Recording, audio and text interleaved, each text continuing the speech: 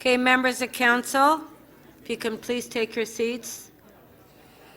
This meeting is now resumed.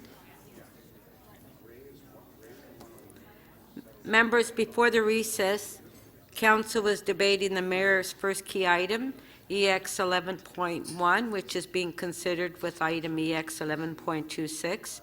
We will return to the mayor's key matter after the release of member holds. And members, are there any release of member holds?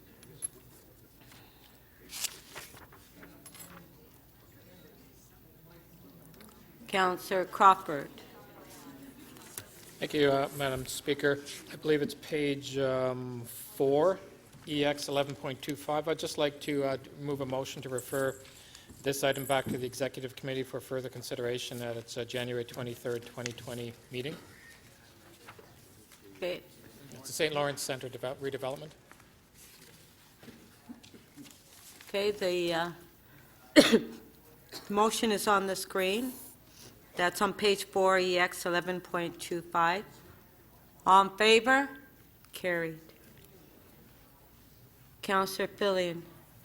On page 11, CC 13.1, this is on behalf of Councillor Robinson, that consideration of the item be deferred until the January 29th and 30th, 2020 meeting of City Council.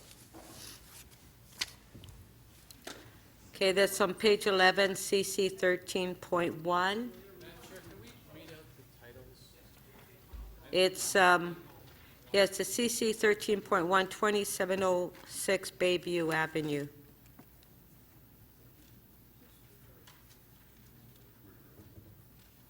Is everyone okay with that?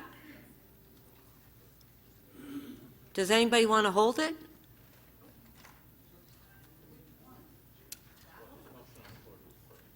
Yeah, there's a motion on the floor to defer. It's page 11, CC 13.1, 2706 Bayview Avenue. There's a motion to defer. All in favor? Carried. Deputy Mayor Minnan-Wong. Yes, thank you, Madam Chair. Page 5, GL 10.6, City Hall Council Chamber Modernization Options. I'm happy to release this to Councillor Ainsley, who I believe might have a motion.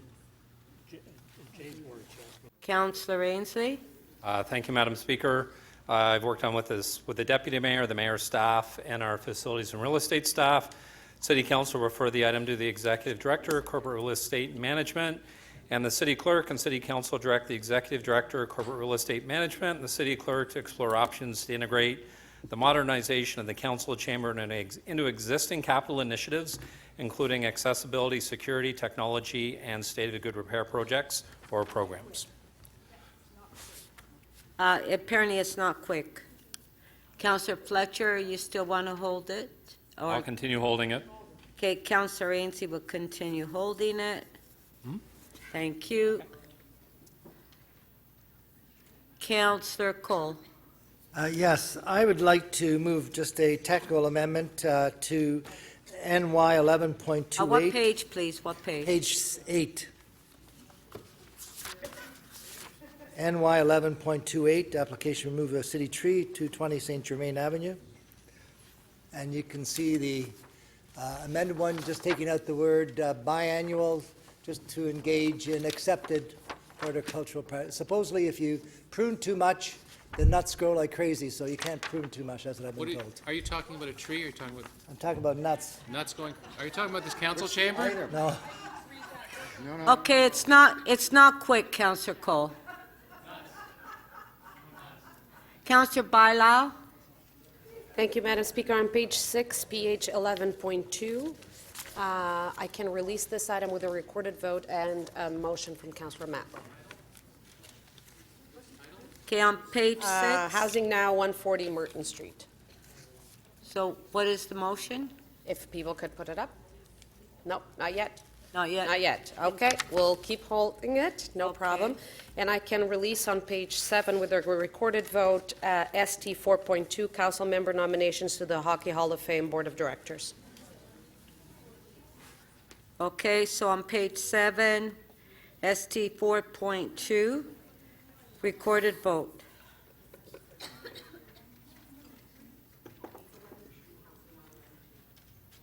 This is the council member nominations to the Hockey Hall of Fame. Recorded vote.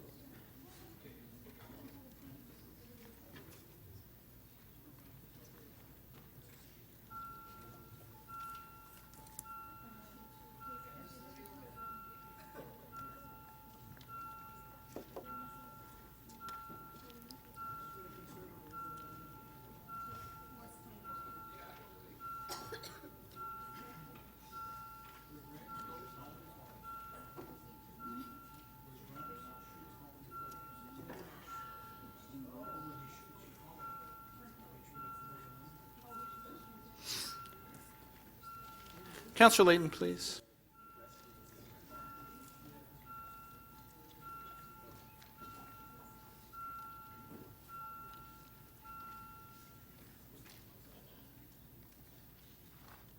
The item is adopted, 17 to 6.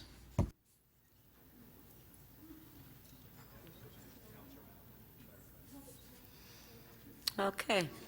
Councillor Bradford.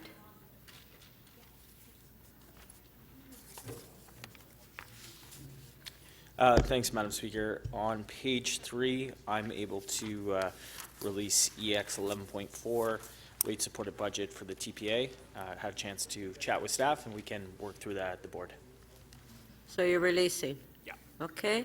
On page 3, EX 11.4, 2020 rate supported budget for Toronto Parking Authority. All in favor?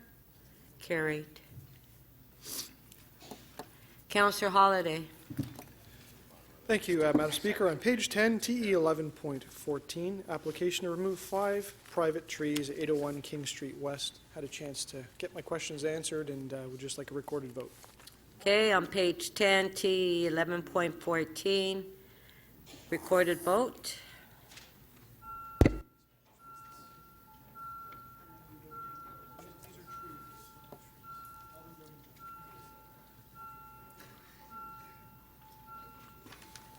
Councillor Bradford, please. Councillor Perruzza, please.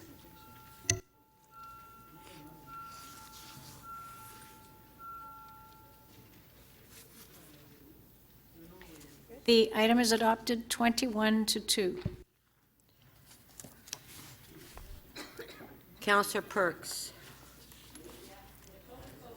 Thank you, Speaker. On page 10, TE 11.35, residential on-street permit parking status update on the expansion of on-street permit parking in the Toronto East York Community Council area, wards 4, 9, 10, 11, 12, 13, 14, 19.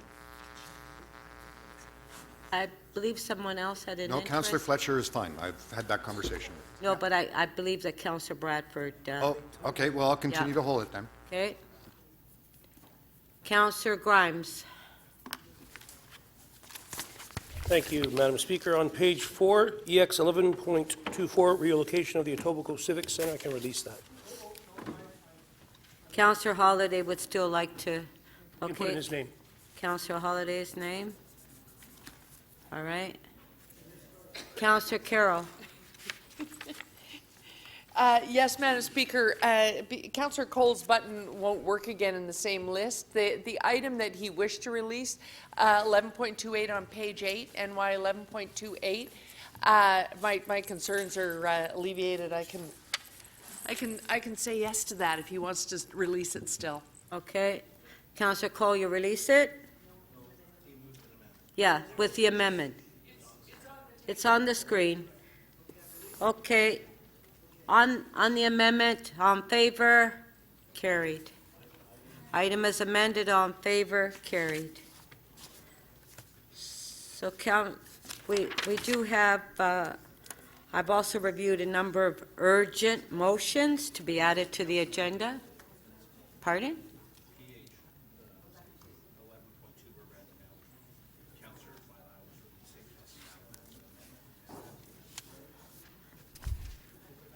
Councillor Matlow, you have an amendment? Which,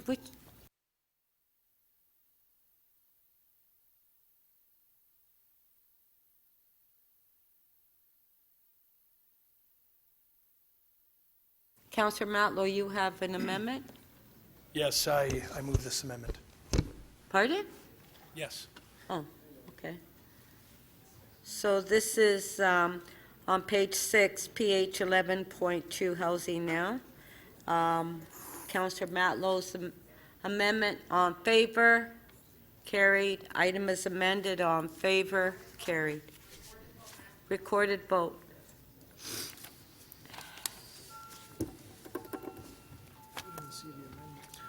It's the feasibility of.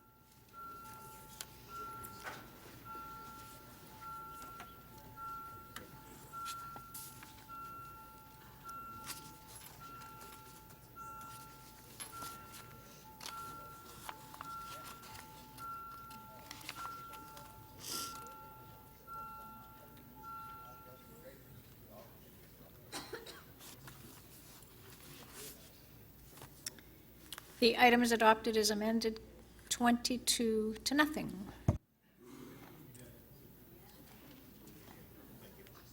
Okay. Okay, we have some urgent motions that we're going to introduce.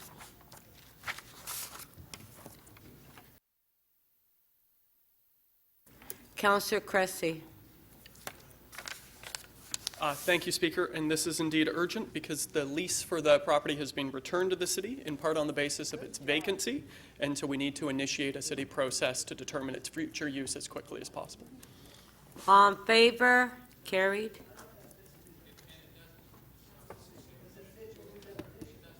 Councillor Wong Tam. Yes, thank you very much, Madam Speaker. I'd like to introduce this motion. It's urgent because the bylaw was enacted in March of 2019. The Section 37 agreement was entered into by all the parties, and there was a technical error that needs to be corrected. On favor, Thank you. carried.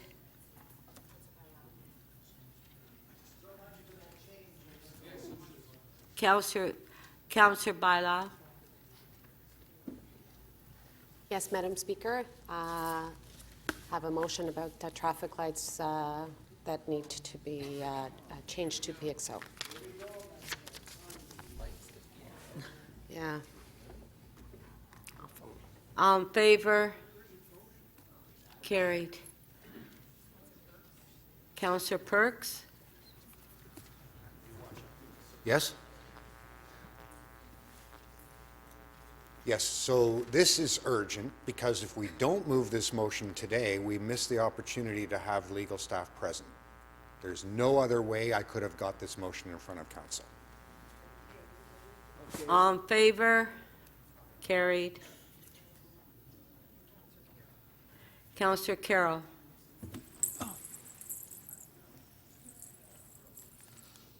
Yes, Madam Speaker, it's urgent that we release the funds in this motion in this council session because there are contractors willing to work on this over the holidays to create a youth space for youth leadership that have been working on a site in an area where Jeremy Vincent Urbino was murdered last week. The people who want this youth space will be attending his funeral tomorrow.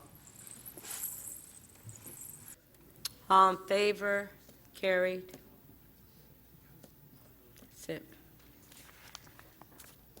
Okay, so we'll now go back to the mayor's key item. 11.1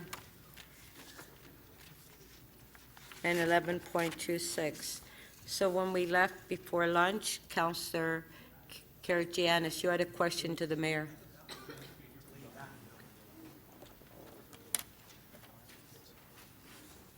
Go ahead. Thank you, Madam Speaker. Through you to the mayor. Mayor, I realize that we need to increase money and get more money in our coffers in order to look after transportation, to look after city building and all that stuff.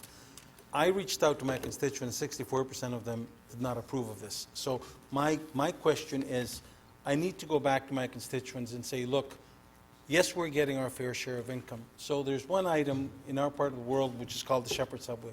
We don't talk about this much, but is there a some sort of something that I can take back to my constituents and say, yes, when part of the city building will be part of the Shepherd Subway, We brought a motion in that we were going to reach out to the federal government, the provincial government in order to do this. So is part of this money, can we think about when it comes to, and the federal and the provincial government say, yes, we're going to be looking at the Shepherd Subway, that we can dedicate some of this money, be it an EA, like environmental assessment or something else, in order to help build that area, and our constituents can feel part of the city. Is there something in your mind that I can share with them? Well, first of all, Madam Speaker, I will say to the councillor that I'm very optimistic that over time, as the true sensibility of this measure comes to the attention of more and more voters, that it'll be 95% in favour of making these long-term investments in transit and housing to make sure we protect the success of the city. As you know, at your instigation, I will say through you to the councillor, Madam Speaker, that we have begun advocacy to the federal and provincial governments with respect to the sensibility of taking what will be an extended Bloor-Danforth subway line up to the north part of Scarborough and the existing terminus of the Shepherd Subway and connecting those in some way. But I've made it clear in the past that this particular plan with the particular funding attached to it will not accommodate that, because we have a list agreed to with the province of things that we're going to fund with the money they have put forward and the money we're going to put forward. But I can certainly say that, as has been the case with a number of other projects we've begun discussions with the other governments on, because we simply can't stand still, that is on the list of things that we're going to be advocating to them about, along with other important projects in Scarborough, downtown and elsewhere. The list agreed to with the province is not meant to be a list for all time. It is not meant to be the only list. It is meant to be the list we're going to focus on and fund now, and then obviously we have to move to the next series of projects. Thank you, Madam Speaker. Thank you.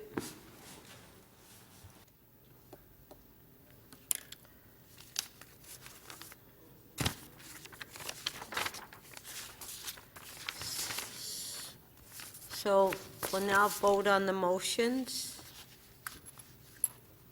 Motion number 1.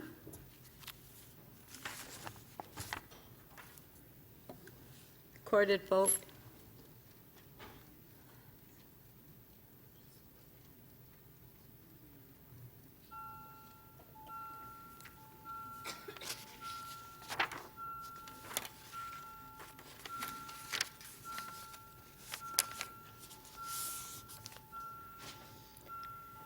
Councillor Wong Tam, please.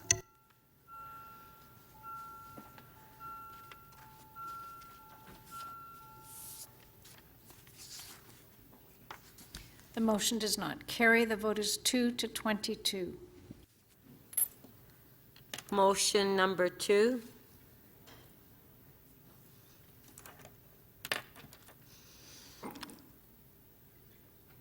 Do we want a recorded vote?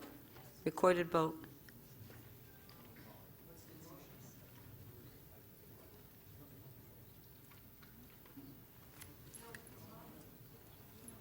Motion's on the screen.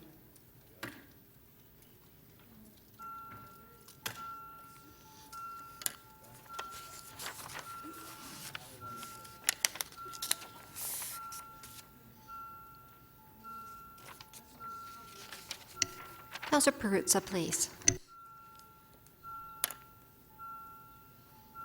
Councillor Layton, please.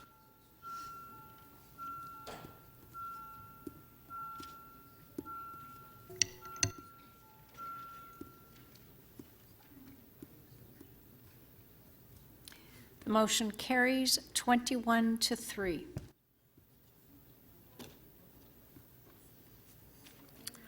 On EX 11.1, recorded vote as amended.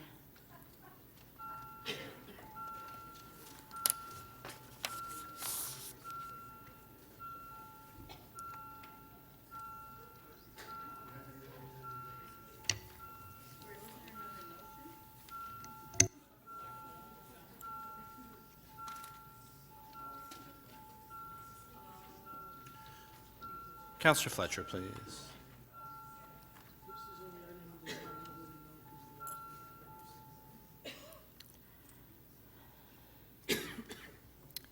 The item as amended carries 22 to 2.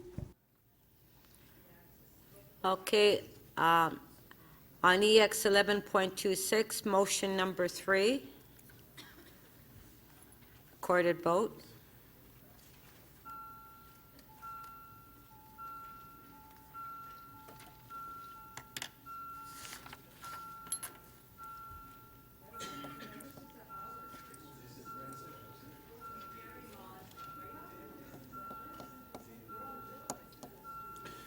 Councillor Bradford, please. Councillor Wong Tam, thank you.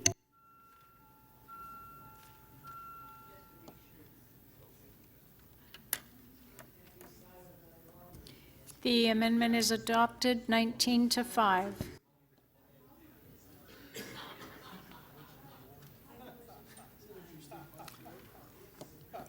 On EX 11.26, recorded vote.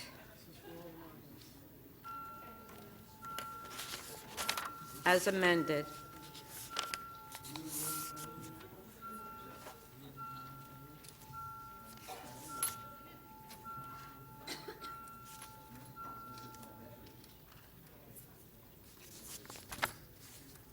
The item is amended, carries 21 to 3.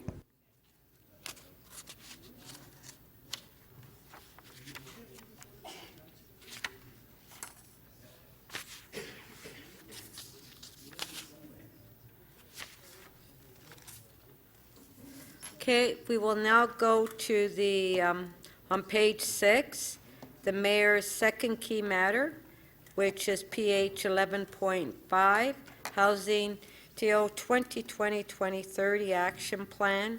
Do we have questions to staff?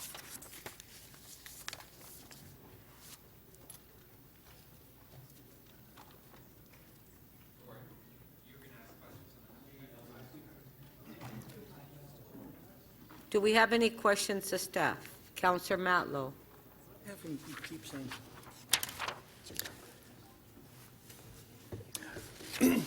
Are there any upfront tax dollars that the city is spending to support open door housing now programs?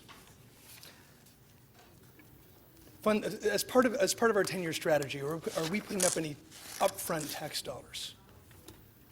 So through the chair, Councillor, the Open Door program has tax dollars as it relates to fees and charges that aren't paid, as well as property taxes that are waived through Open Door. Yeah, so sort of similar to like a TIF arrangement where it's deferred. But are there any upfront tax dollars that we're putting up now? Through the chair, there is dollars that come through the Development Charge Reserve account for subsidized housing, but there are no specific tax dollars that are included other than those that are deferred. So all of it is deferred, whether it be taxes or development charges. Is that the entirety of what we're going to be? Through the chair, that's correct. Those are the incentives that are provided. And has there been analysis done on how those revenues are going to be recouped at the end of the day? Through the chair, Councillor, those revenues are not recouped because they're essentially waived as opposed to deferred. In addition, through the Open Door program over the years, and also now through the city's Housing Now initiative, we're making land available at below market value. So that's also an input that the city provides. Does the city conduct evaluations of the sites that are used in Open Door or Housing Now programs? Through the chair, absolutely. There's an evaluation that is done when the awards are made for those projects, but also in the last 2 years, we have had an independent consultant review those projects relative to value for money. Are they made public? Yes, we've made them public previously. All the valuations on each site? Through the chair, the summary of those evaluations by that consultant have been made public. Where can I find it? I'm happy to make it available to you. Thank you. Thank you. Councillor Wong Tam. Yes, thank you very much. And with respect to the rent bank program, and I know that there was some mention that you were one of the founders of it this morning. Can you remind Council the purpose of the rent bank program and who administers that program? Through the Speaker, the Rent Bank program is administered by the Neighbourhood Information Post. The purpose is to provide low-interest loans to people who are at risk of not being able to pay their rent. They negotiate very reasonable repayment plans on the amount of money that they borrow. And is it not true that the maximum loan amount to be paid back cannot exceed $3,500? Yes, that is correct. And generally, the payback program is about $25 a month. It's negotiated on what is possible for the tenant to pay back. It can be lower than that, but on average, it is about $20, $25 a month. And would you say that that the 665 loans that were put out in 2018, that helped keep 665 individuals housed and from falling into shelters and homelessness? Yes, I would agree with you there, Councillor. So that program is successful? A very successful program, yes. And with respect to the trusteeship program that is also administered by the Neighborhood Information Post, is it true that the sustainable workload for a administrator for that program, that caseload probably not exceed 50 cases per full-time employee? Yes, that is correct. And if we're not able to administer the trustee program because it might be oversubscribed or perhaps there isn't enough employees to administer that, that there may be individuals who don't get access to that program. If there were a situation where someone couldn't gain access to that program, certainly the person that's working with them on their case support would continue to provide some assistance, but it would be difficult not to be able to get into a trusteeship program. And my understanding is that the trusteeship program provides low-income individuals with financial management support.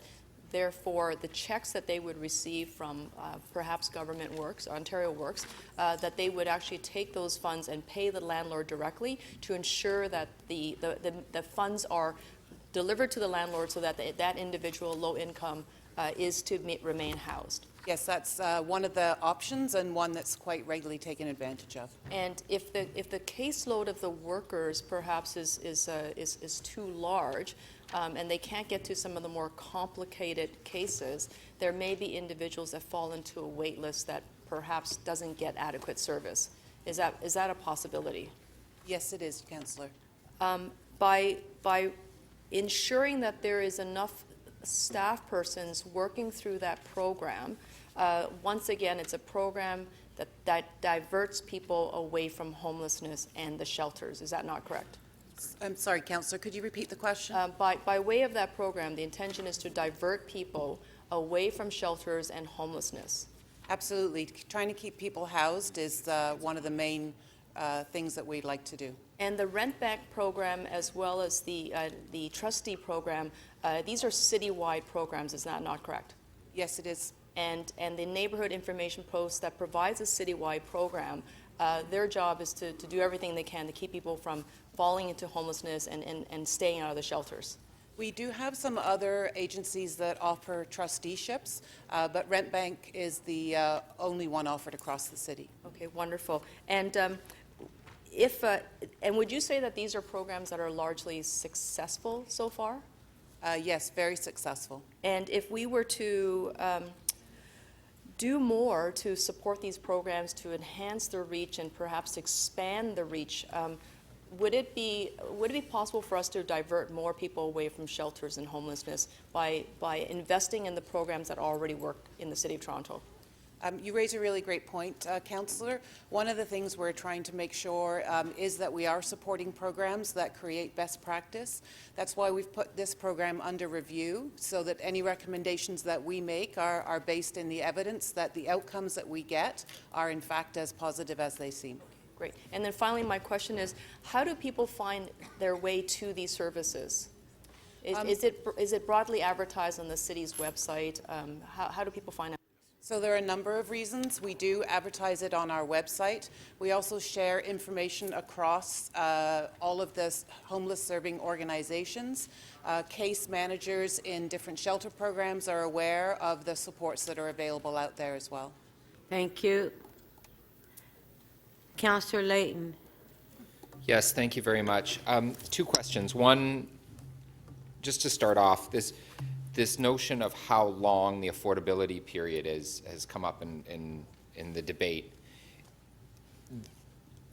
Units that are affordable for the 99-year term have classically been a bit more expensive, correct, than units that are secured for a shorter period? Through the chair to the councillor, that would be correct. There would be more of an expenditure required to buy that affordability. So can you tell me what the difference is? So what is it for, say, a unit developed by a private developer through Housing Now? What's the cost of that unit? Is there an average cost we can use? I've heard it's $73,000. Through the chair, the city makes available somewhere in the range of about $73,000 to $75,000 through the open door program to incentivize that unit. And those are for, what's the period of time? Typically now, it has been a minimum of 30 years. Of 30 years. And for not-for-profit units that have a longer affordability period? Through the chair, for the longer affordability period, what we have generally added is an additional $150,000, which has come generally from a federal provincial source, as opposed to a city or a municipal source. So you're now up to about $225,000 per unit. We had a number that was circulating that was in the $90,000 range. What number was that then? Through the chair, I can't specifically recall a $90,000 number, but that would essentially be somewhere just above what the city incentives. And then in addition to that, through the open door program, we also make available through the development charge reserve account for subsidized housing a grant of in the range of about $10,000 to $20,000. So if that you take the 73 and you add the grant from the subsidized housing fund, you're in the range of between $85,000 to $95,000. Okay, so with the additional monies, then we're able to achieve a longer period of affordability for roughly the same cost. Through the chair, in the past, because we've been able to stack the federal provincial grants of $150,000 and achieve $200,000 to $225,000 of assistance, we've been able to achieve the longer affordability. And generally, those are the kinds of subsidies that the nonprofit housing sector has required in order to build, because the construction costs for a unit today are in the range of $400,000 to $500,000 a unit. Can we get into what is existing, what is new, and what we're asking the federal government for and provincial government?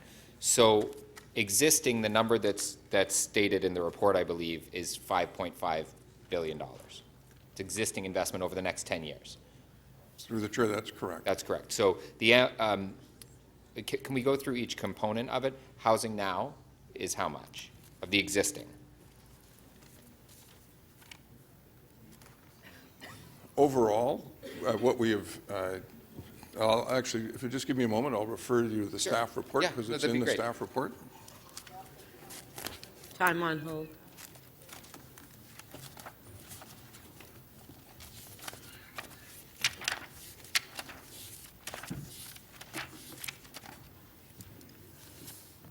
If you go to page 6 and 7 of the staff report, you'll see the total investments approved already for the 3,700 Housing Now units, which includes the incentives and the city land leveraged for a total of $761,327 million. Sorry. Mm-hmm. And then if you look at the recommended investments for Housing Now, it's $1.2 billion. Of new money. Of new money. And then, so the first time municipal land transfer tax rebate, if this program is continued to exist, that's $650 million for first-time home buyers, correct? So that's counted in there as part of the 5.5. No, that is not counted within that number. That's not including that would be in the over and 5.5? above. That would be over and above. So what is the 5.5 billion then? That's just Housing Now and the TCHC investment? The 5.5 includes everything that we're currently doing or are expected to continue to do. Okay. The new investments specifically relate to the new Housing Now sites that would be brought forward. A continuation of the open door. And the continuation of the open door through to 2030. Thank you. So, Councillor Cressy. Thank you. And Sean, last time together, so congratulations again. Can you or Marianne confirm how many people are on the waiting list for subsidized affordable housing currently? Councillor, about 100,000. About 100,000. 100,000 households. Yes. Okay. And we estimate. So how many people do we estimate that is? It's hard to tell, depending on family size. Okay. I've heard 181,000 in the past. Where did that number come That's from? a reasonable number. Okay. So 100,000 households, somewhere around 180,000 people. Is that list exhaustive of everybody in the city who needs subsidized affordable housing, or are those just people who happen to be on the list? Those are the people on the list. Okay, so the need could be greater. Yes. Okay. Under our new housing plan here, and maybe this is back to Sean, forgive me, how many units are we talking about creating of subsidized affordable housing over the next 10 years? The plan overall calls for the creation of 40,000 new affordable units based on a new definition on person's income as opposed to the average market rent. But the total number that is proposed in the plan between the three orders of government would be 40,000. 40,000. And so are those 40,000 units, because I just want to understand, we have the centralized waiting list of about 100,000 households on the waiting list. Would all of those people qualify for these 40,000 units, or is this, would different people qualify for the 40,000 new units? The criteria that we've used, Councillor, through the chair, has been for persons that are on the waiting list or who otherwise would qualify to be on the list. Or otherwise would qualify? Yes, and I say that through the chair because there are instances where persons may, because of their circumstances, emergency, persons that are homeless may not be on the list, but they would otherwise qualify. There are also other lists that are maintained, particularly lists for supportive housing that are separate and distinct from our own list, and we wouldn't want to exclude those individuals. Okay.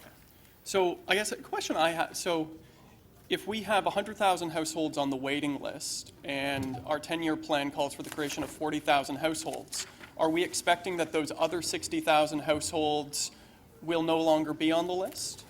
Or are we just anticipating that our housing plan will continue to have a waiting list of 60,000 people? Through the chair, it is a challenge, as you can imagine, to build new housing that's affordable within Toronto's housing market, but also, as you know, there are a range of requirements to actually get the approvals to build that housing. The plan contemplates that there would be income supports through the Canada-Ontario Housing Program and Benefit, which will start in April of next year.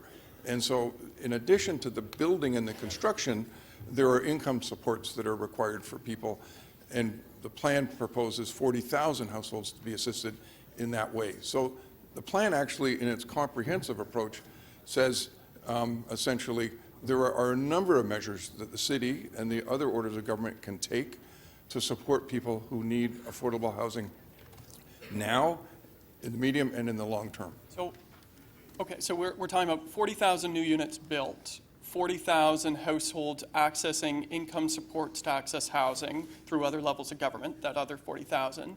That still leaves 20,000 households not covered. So I guess the question I'm just asking is, why does our 10-year plan not account for getting everybody off the waiting list who's on the waiting list? Why aren't we accounting for 100,000 people as opposed to only 40,000 new, 40,000 income supports, and a gap of 20,000 people? And that's assuming need doesn't grow. Why doesn't the plan account for everybody who needs it?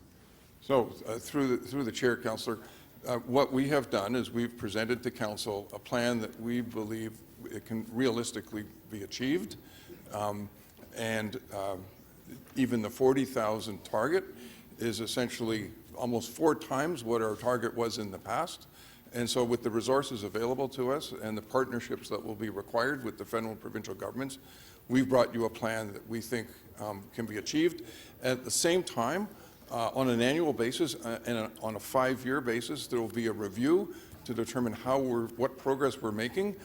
And frankly, the advice when we met with international experts and developed the plan, they said to us, better to overachieve than fail. And so I would like to suggest to you that we have given you something that we think can be achieved. We would like to do better, and we would like to come back to you, my colleagues that will be here, and actually do that. But we don't want to put something in front of you that frankly is not achievable. Thank you. Councillor Fletcher. Yes, I just wondered, how long would it really take to build 1,000 units?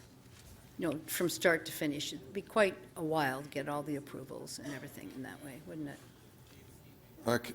Through the chair, Councillor, as you can imagine, the circumstances with respect to the construction of housing or any development in the city is a multi-year process, and the experience has been anywhere between 3 to 10 years. So I'm just going to ask the city manager or the deputy city manager. There's 1,000 vacant Toronto community housing apartments that aren't being held back, that aren't for relocation, or there's no capital work. What are we doing as a city to fill those 1,000, to make sure they are filled? That's 1,000 units sitting empty. I don't know who can answer that. So FSHA can augment, but we are working very closely with TCHC on filling the vacant units. Some of the challenges are there's a number of them, my understanding, are bachelor units, and it's taking us a little more time to get those filled, but we've reviewed our processes so that we can accelerate getting those units filled. There are some units that are scheduled, are vacant because there's revites going on or they're scheduled to be. No, I'm just going to, those are accounted for. They're not part of the 1,000. There are 1,000 units. So when will we know exactly when they are going to be filled, and who's putting the pressure on from this end? Is it service manager? The service manager is working with them. So we have been working very closely with TCHC. I am happy to report their vacancy rate has decreased over the last few months. We're working closely with them to make sure that they are filling those vacancies and coming back to meeting their service level that they have with the City of Toronto. We are preparing quarterly reports that go forward to Economic and Development Committee each quarter to report on our progress on the centralized waitlist audit, but also on TCHC's ability to fill their vacancies. You could just bring the board reports forward to the same committee, though, couldn't you, that show the vacancies? I might move that today. Thank you. For Airbnb, I'm going to ask the Deputy City Manager this. Apparently, there's about 6,000 units that are now what we're going to call illegal. When will the implementation take place for the enforcement that those will now come out into the rental market? So through you, Madam Speaker, certainly any complaints we've received regarding properties being used as Airbnb have been getting investigated and are being investigated. And with the passing of the regulation being approved, we are continuing, MLS is continuing to operate on a complaint basis, undertaking investigations. So is that our now enforcement model, that it will only be on complaints rather than sorting out who actually is holding back a rentable apartment from the market? Is that our approach? No. So through you, Madam Speaker, just to be clear, the regulation governing Airbnb gives permission for the use of short-term rental purposes under certain guidelines. I've spoken with MLS staff. I'm advised that by the summer 2020, they anticipate the technology solution necessary to facilitate the property registration will be implemented. In the meanwhile, MLS is continuing to enforce on a complaint basis, and my understanding is they have had a very positive response from Airbnb being one of the largest short-term rental platforms in responding to issues. So do you have any idea how many there actually are that will be considered not a principal residence? So through you, Madam Speaker, at this point, no. Okay, so we don't know. All right. The next thing is actually to Mr. Gadden. I noticed in the report that there were 6,000, roughly the same number of illegal Airbnb places, but there are 6,000 people that were part of the consultation. Do you happen to know how many were part of the previous housing, Toronto Housing Plan consultation? Is that high, low, or is that just about standard for the number of people that would be involved? Through the chair, the range in the last consultation in 2009 was about 1,000 Toronto residents. 1,000 in 2009, and now using, I guess we did hire, Lura was hired for that, correct? Did we have a third party that did that in 2009? Through the chair, yes, we did engage a third party to assist us. So this time, there were 6,000 interactions. That's what it says in the report. Maybe you're going to correct? No, that's correct, Councillor. There was also 52 organizations in the city that were funded that worked with low-income and marginalized and racialized groups that held their own consultations that we assisted them with. Thank you. Thank you, Councillor Pletcher. Councillor Holyday. Thanks, Madam Speaker. I think it's through you to Mr. Gadden. I just wanted to continue on some of the questions from Councillor Matlow. His questions talked a little bit about some of the funding arrangements for affordable housing, and I'll paraphrase if I remember correctly from the start of the questions. The first was we funded affordable housing through the deferral or forgiveness of property taxes, development charges, and through different supply arrangements of land at below market cost. Did I capture that correctly? That's the general gist, yes. That's currently. What's proposed under the new plan? I seem to recall some comments in there that these type of arrangements are inadequate, I think was the comment, for what the larger vision is. I think it's for 20,000 to 40,000 homes. Did I understand that correctly? Through the chair, I think over time, or in the course of the next 10 years, the city should be assessing how it can achieve affordability in these arrangements.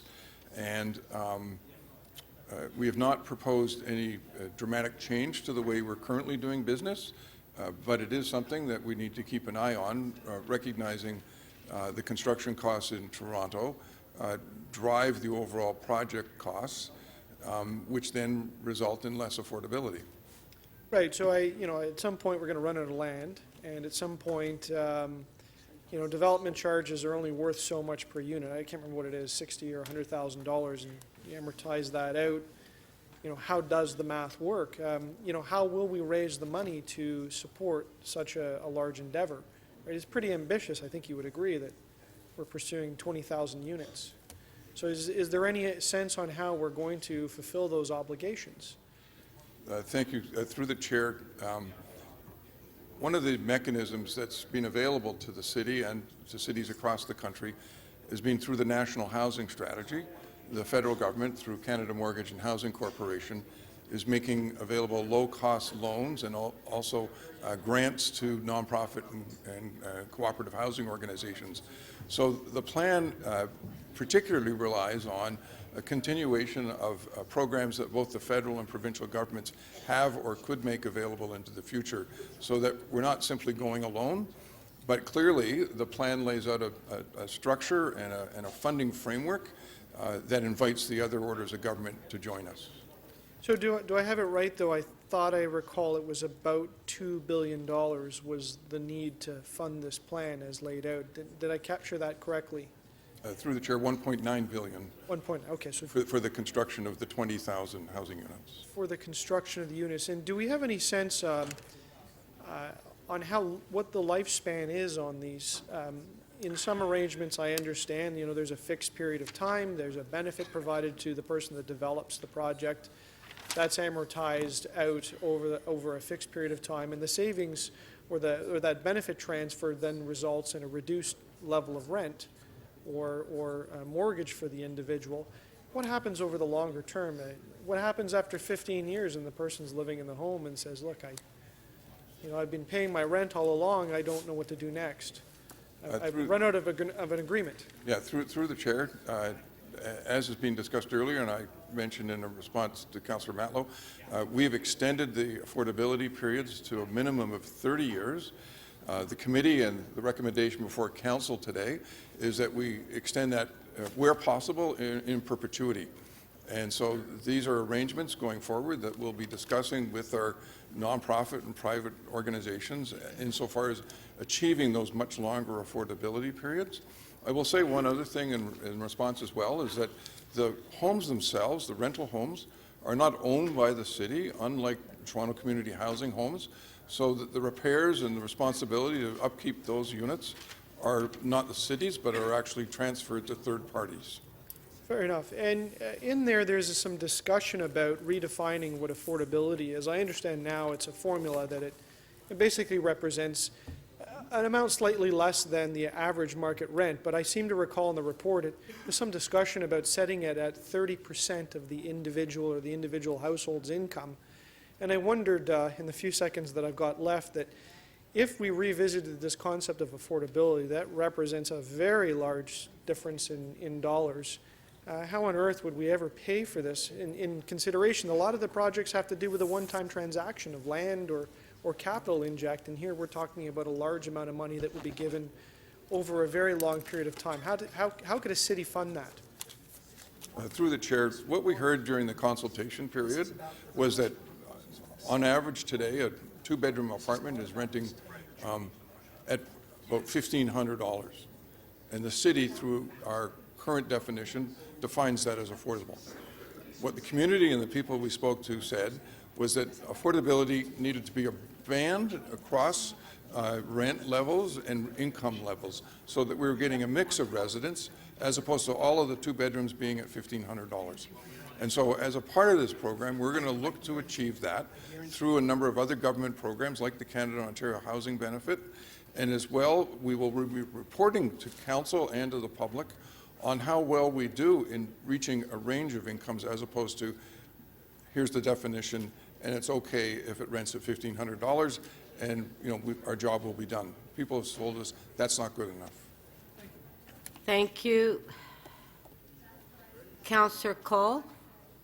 Question of staff. How many empty market homes are there out there? Do we have any way of calculating that? You know, the ghost condos that are out there, the empty houses are bought by offshore people. Do we have any idea of how many empty homes there are in the City of Toronto?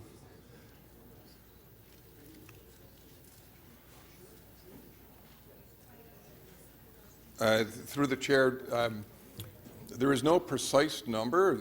In fact, next year our staff are going to be reporting back with respect to the issue of a vacancy tax, and we're trying to get a fix on that number of what homes would be vacant. You may also be familiar that the federal government, with respect to vacant homes that are foreign owned, also had committed to bringing in a tax on those homes as well.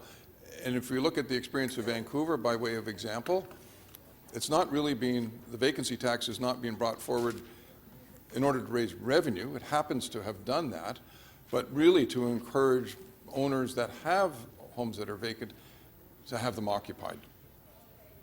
So we don't really have any idea now how many these are vacant, whether it be homes in standalone single-family dwellings or into condo. We don't really know right now. Through the chair, there's a range of estimates. They're not really reliable. Staff, when they report early next year, will try to drill down on that very question. Another question in terms of finding ways and means of building more affordable housing. I know we brought forth those 11 properties earlier this year. Have we ever examined the possibility of increasing density or housing on top of the old City of York City Hall, for instance, Scarborough City Centre? Excuse me? And have we ever looked at that as a possible site for housing? Through the chair, I can say I'm familiar with the fact that those sites are being evaluated by our real estate folks.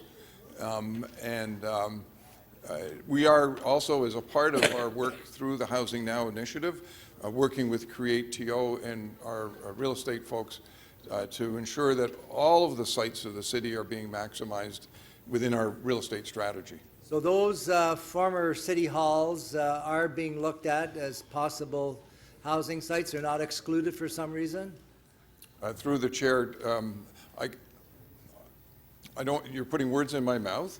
What I will say to you is that the sites are all being looked at with respect to how you would maximize those real estate values. Oh, and Josie's here. Thank you, Josie. Please proceed. So through the speaker, we are looking at all our properties, Councillor Cole, for all opportunities, right, for city building, including affordable housing. Okay. Specifically, the old City of York City Hall is a possible site? We are looking at all properties, and we'll be coming back with the appropriate report on it. Thank you. I'll be looking forward to that. Councillor Coe, it's City of York, please. Happens to be in my ward. That's our civic center. Councillor Perruzza. Thank you so much, Speaker. Yeah, I'm just trying to understand how this is going to work and what our share of what our contribution is towards the creation of these 40,000 units, and then what it's going to look like after that. So all the conversations that I've had with people that are build housing suggest that to create a unit, average 1 to 2 bedroom unit, and averaging it out across the city because there are different costs across the city of Toronto, is somewhere between $400,000 and $450,000 a unit. Would you agree or disagree with that? Councillor, that's correct. That's the number I used earlier. Right. Sorry, I missed that, or I wasn't paying as close attention as I could, and I'm sorry if I'm sounding repetitive. So I take the low end and I multiply 40,000 times 400,000, and I get 16 billion. That's what it equals, right? So it would take roughly about $16 billion to create 40,000 units. So what would be our share of that 16 billion? Through the chair. More or less, well, average. Through the chair, recognizing, right, that residents will pay rent and there'll be mortgages attached, and these buildings and the construction will be financed. So we're really looking at what is the equity contribution that the city would be making relative to, and that's the number that's contained here, where we've suggested it would be at $1.9 billion. So about $2 billion would be our equity contribution to creating this housing, and yes, they get left with mortgages, and yes, there would be rents, and yes, there would be some monies accruing to the city. So now we make a $2 billion equity contribution to creating 40,000 units, and the 40,000 units, in large part, I understand there will be housing that will be created under different models, but in large part, there'll be 40,000 units that will come available to Torontonians at around 80% of market value, wherever that market value may be. Or is there, right, correct? Through the chair, we've actually moved away from the market value approach in this report and suggested that it would be based really on a range of incomes that people could afford to pay based on 30% of their incomes. Right. But at a certain point, you're correct that there will be an average across the whole building, whether it be 50, 60, 70, 80%. The deeper we get, the better. But as Councillor Holiday has pointed out, you need to invest more public money. Right. So roughly, it'll be about 80% of market value, and then how you get to that 80% will be made up of a combination of things. Some people will apply to certain programs, they'll get some supports for that, but because the bulk of the units are going to essentially be managed and owned by third parties, and given that when you give all the offsets by, the lower interest rates, the discounts on, or the the contributions in terms of development charges, property tax, and all those other things, you still got to get at least to that 80%. Someone's got to get there, right? That's essentially what's going to be paid in terms of a rent. Through the chair, you're correct. Okay. Okay, thank you. Welcome. Thank you. Are there any further questions before I close it off? Okay, speakers. Councillor Matlow. Madam Speaker, I have two motions. One is that we, in lieu of Doug Ford ensuring that there is rent control on all new units in the province of Ontario, that if we are introducing development, rental development on our properties, that we ensure that there is rent control on those. The other one is that we do a value for money evaluation on this plan to make sure that this is the right way to go. Now, I'm going to start from latter to former. With respect to the value for money evaluation, in no way am I suggesting that I know that this is the wrong way to go. This might be the right way to go. In fact, I assume and suspect that by deferring development charges and taxes, it is a creative way on the architect's part to, as they would often say, put skin in the game so that we can incent other orders of government to come and match us.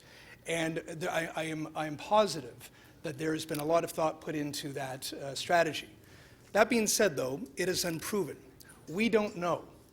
The valuations of those properties that I asked Mr. Gadden about, I have not seen, and I actually don't know for a fact if they are public, just because I've never seen them anywhere public.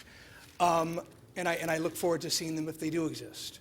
Ultimately, I don't know if there are not better ways to use these properties that we have, and there's only a finite number of them, to be able to contribute the most amount of affordable housing to our city. But I also am open to the possibility that this might be a terrific strategy. But without a value for money evaluation, I don't know, and I think it is only prudent to do so. And frankly, if those who brought this action plan to us are confident in the plan, then there should be no fear whatsoever to support a value for money evaluation. And then, of course, that report will support their proposal, without a doubt. With respect to rent control, when we don't have rent control, everything in the RTA is moot. All the protections for tenants don't exist. You worry if you're a tenant. What if I complain? What if I complain that there's mice in my unit? Will the landlord now just up my rent by a few $100s? What if I have something to complain about, something broken in my unit? Do I just stay quiet? Or am I able to use the rights that are in the Residential Tenancies Act? Maybe I'll stay quiet because I don't want my landlord to up my rent another $500. Doug Ford cancels a lot of things. What he did is he canceled the rights of tenants in this province, and he created a two-tier society where tenants who live in existing units have more rights than tenants who live in new units, who have no rights. We as a council and our mayor have said that we disagree with what Doug Ford did when he rolled back rent control. So how on earth and how in good conscience can we approve a plan with public lands that we own on behalf of Torontonians and not impose rent control? We have an opportunity to do so. We can say very clearly that we're not going to entertain any deal with anyone unless they commit completely that they will stay within the guidelines and provide those tenants not only affordable rents, but have the rights that should be provided under provincial legislation, which is missing because of a premier who doesn't care about them. Housing is I think it's fair to say, like, crisis priority for us all. I want to extend my genuine and heartfelt gratitude that we have leadership in the city that gets that. Deputy Mayor Anna Bailau gets it. Mayor Tory gets it. He's made it a core focus of his term. And I think the majority of members of council do too. But sometimes there are just these blind spots that need to be addressed. And if we move forward with allowing these lands to slip out of the realm of our control, even if we continue to own them, without doing what we can now to ensure that those rights are protected, we're going to miss that opportunity on their behalf. And also, even though we think this strategy is good, we don't know this strategy is good. Think about the last 30 years. How many strategies have we thought were wonderful that didn't work out perfectly? And if we do a value for money evaluation up front, we'll have a better idea of what we're walking into. Thank you, Councillor Matlow. Thank you. We do have a question for you. Thank you, Councillor Madam Baila. Speaker. Councillor, I'm just trying to understand on your motion for the rent control, how is this different from what we asked staff to come back in January? Because we asked for the land and any properties that receives incentives. So doesn't that cover? We've already asked in that direction for a report back. And as you recall, I helped draft that with you and others, and so I understand our intent. The big difference is this. That was focused on lands that we had already approved and RFPs moving forward. This did not consider a proposed action plan that we hadn't even, or at least publicly conceived of yet. No. So what I want to ensure of is before we approve this plan, that we are not just thinking about or considering maybe imposing rent control, but that this is part and parcel of this plan moving forward. Are you aware that any lands required through this plan are going to have to go through an RFP? And so the motion that was placed last month, which the data and the report on the impact coming in January affect everything moving forward so that we can make a decision with the evidence in front of us on this issue. We did not actually just ask for what was the 11 sites, but any sites in the future asking for incentives or any lands in the future. When we brokered the way that was written at the time, that admittedly, though, was in response to our concerns regarding moving forward with those sites without rent control on them. The evidence is already clear, though, before we even approve this, though, that if we don't have rent control on any sites moving forward, that we will leave these tenants on their own in a way that I don't believe any of us want to do. So, you know, So are you trying to say you don't need the information coming in January to make that conclusion? What I guess the fairest way to say it is that I'm interested in reading that report. But you I would was be willing, okay to making a decision I was willing today? to relent at that time after a discussion with Mayor Tory, that I was willing to say, okay, let's ask for the report if. But do I need more evidence at this point? You don't need more to evidence. convince Okay, got it, me I got that it. rent control is important to have to Got it. protect these tenants? No. Next motion, your next motion was with regards to? The next motion was with regard to a value for money. Oh, value for money. Are you asking for a value for money on the entire plan or a value for money on Housing Now program or Open Door program? What exactly are you asking for a value for money? Each component, the entire plan.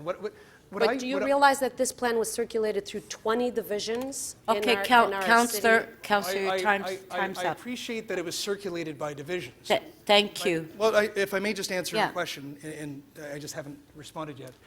But what it hasn't done, what we don't know, and I don't see it in front of us, is a value for money assessment of whether or not the best way to achieve the greatest number of affordable units with every dollar we either have now or will have tomorrow is through deferred DCs and property tax. Okay, thank you.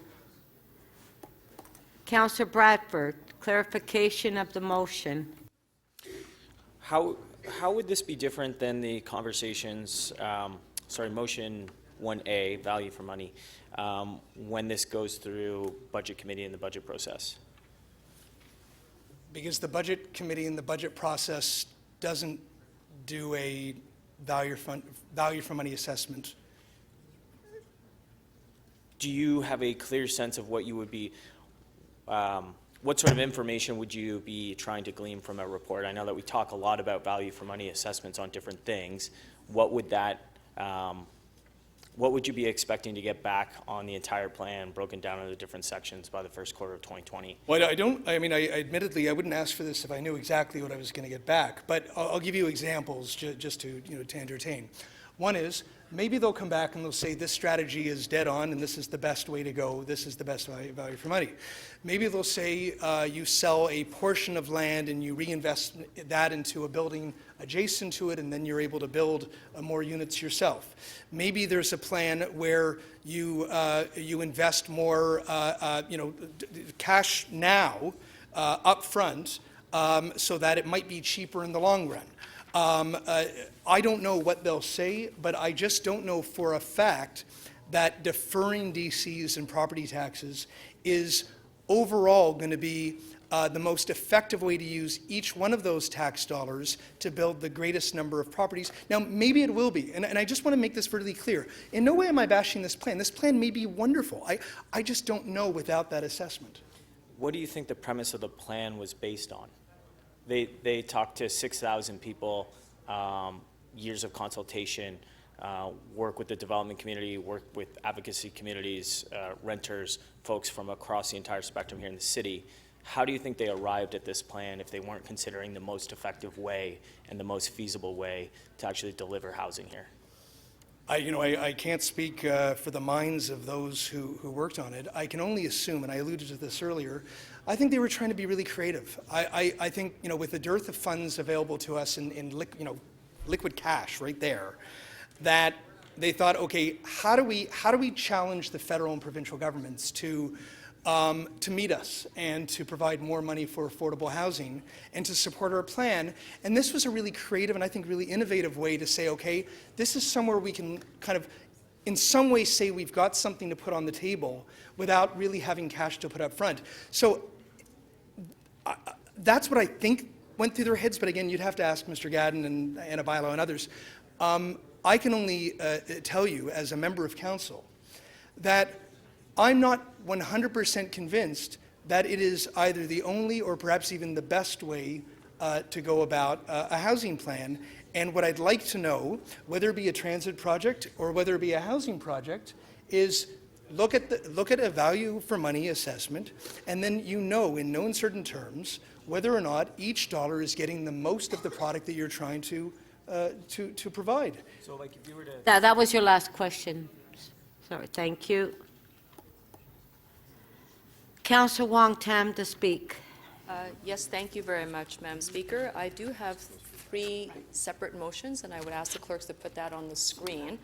The first one is to make a request of staff to do the best that they can to support the City of Toronto's existing rent bank program by improving the program's visibility on the city's website, finding new ways to promote this program. As we noted through the line of question to staff, they did say that this is a program that actually helps people move out of shelters and stay away from homelessness, and then to try to extend the program to tenants in rent gear to income situations, and then to undertake an evaluation of the rent bank program and have them report back by the end of 2020.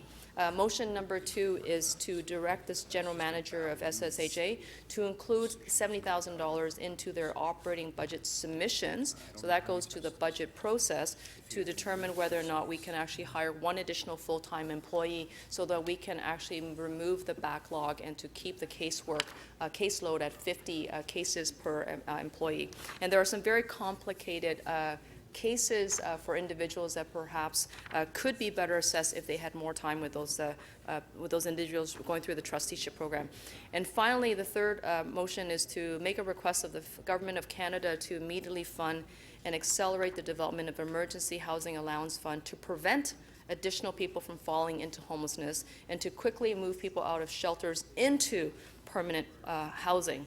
And Madam Speaker, that last motion does not cost the City of Toronto anything, but since we're heading by way of the motion that was moved at the committee, and also the fact that Councillor Bailao will be standing up to enhance those motions, we know that there is going to be already efforts to bring all orders of government together to address housing crisis and to address the homelessness emergency. I want to thank the mayor, and I want to thank Deputy Mayor Bailao. I'd like to thank city staff, and in particular Sean Gadden. This is your final report. We will certainly miss you very greatly on the floor. We've had lots of good conversations as we try to make the numbers work and the sites work, and I know we've had so many successes. And I want to say that this is, I know this is your final report, and I just want to say thank you personally for giving it your very best and your all. I do think that we are at this particular cross point where we have to escalate and scale up and expand every possible effort we can to get as much done to divert as many people away from homelessness. And I recognize that obviously strategies need money and you need coordinated efforts. The City of Toronto has done a significant amount, and clearly we need to do more because this emergency is so large that we can't do it on our own, which is why I'm very grateful that we are going to do the very best we can to bring the other orders of government to the table by recognizing this as the emergency for it is. And I do think that it's important for us also to recognize that there are proportions that are I think, well, I think we can all call it a disaster. When we have over 11,000 people either sleeping rough in shelters and rest beds and sleeping in ravines and on the streets and in our parks, those people are facing harm, physical harm. They're exposed to the elements and they're facing potential death.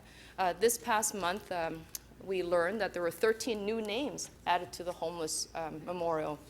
And over 1,000 names have been added since the memorial became what we now know it as a public record of those who we know are that have died from homelessness or being street involved. Frontline housing and shelter workers are reporting a dramatic new wave of homelessness. We know that tenants are crying for help because of reno-evictions, as well as Airbnb rentals. We know that the commodification of real estate and rental buildings across the city have put Toronto on the map for global hedge fund and players. And we also know that this winner-take-all game of monopoly is leaving Toronto in the grips of many global forces that we cannot tackle on our own. It's important for us to step up and scale up as much as we can. And I think it's also important for us to use the right language to describe the situation that we're in, which is why I'm really, really grateful that we will be asking Council, and Councillor Bailao is going to be doing this, to actually recognize homelessness as an emergency. And the response that we have to come up with has got to be entirely coordinated. It has to be an intergovernmental approach. I hope that we have the full support of Council, because I think that this report actually takes us a big distance. Thank you. And finally, Madam Speaker, I just want to thank those who have actually forced us to look at housing from a human rights lens, because I think that is also the way for us to move into the future. Thank you very much. Thank you. Councillor Holliday to speak. Thank you, Madam Speaker. I just wanted to offer a couple of brief remarks. And first of all, thank Deputy Mayor Bailao for one of the advanced circulation motions that recognizes the regional nature and the externality of the homelessness pressure that we have in the City of Toronto. And I think it's good that we remind other governments that decisions and policy decisions that they're making have an impact in this city, and ergo an impact on the taxpayers in this city and the residents of this city.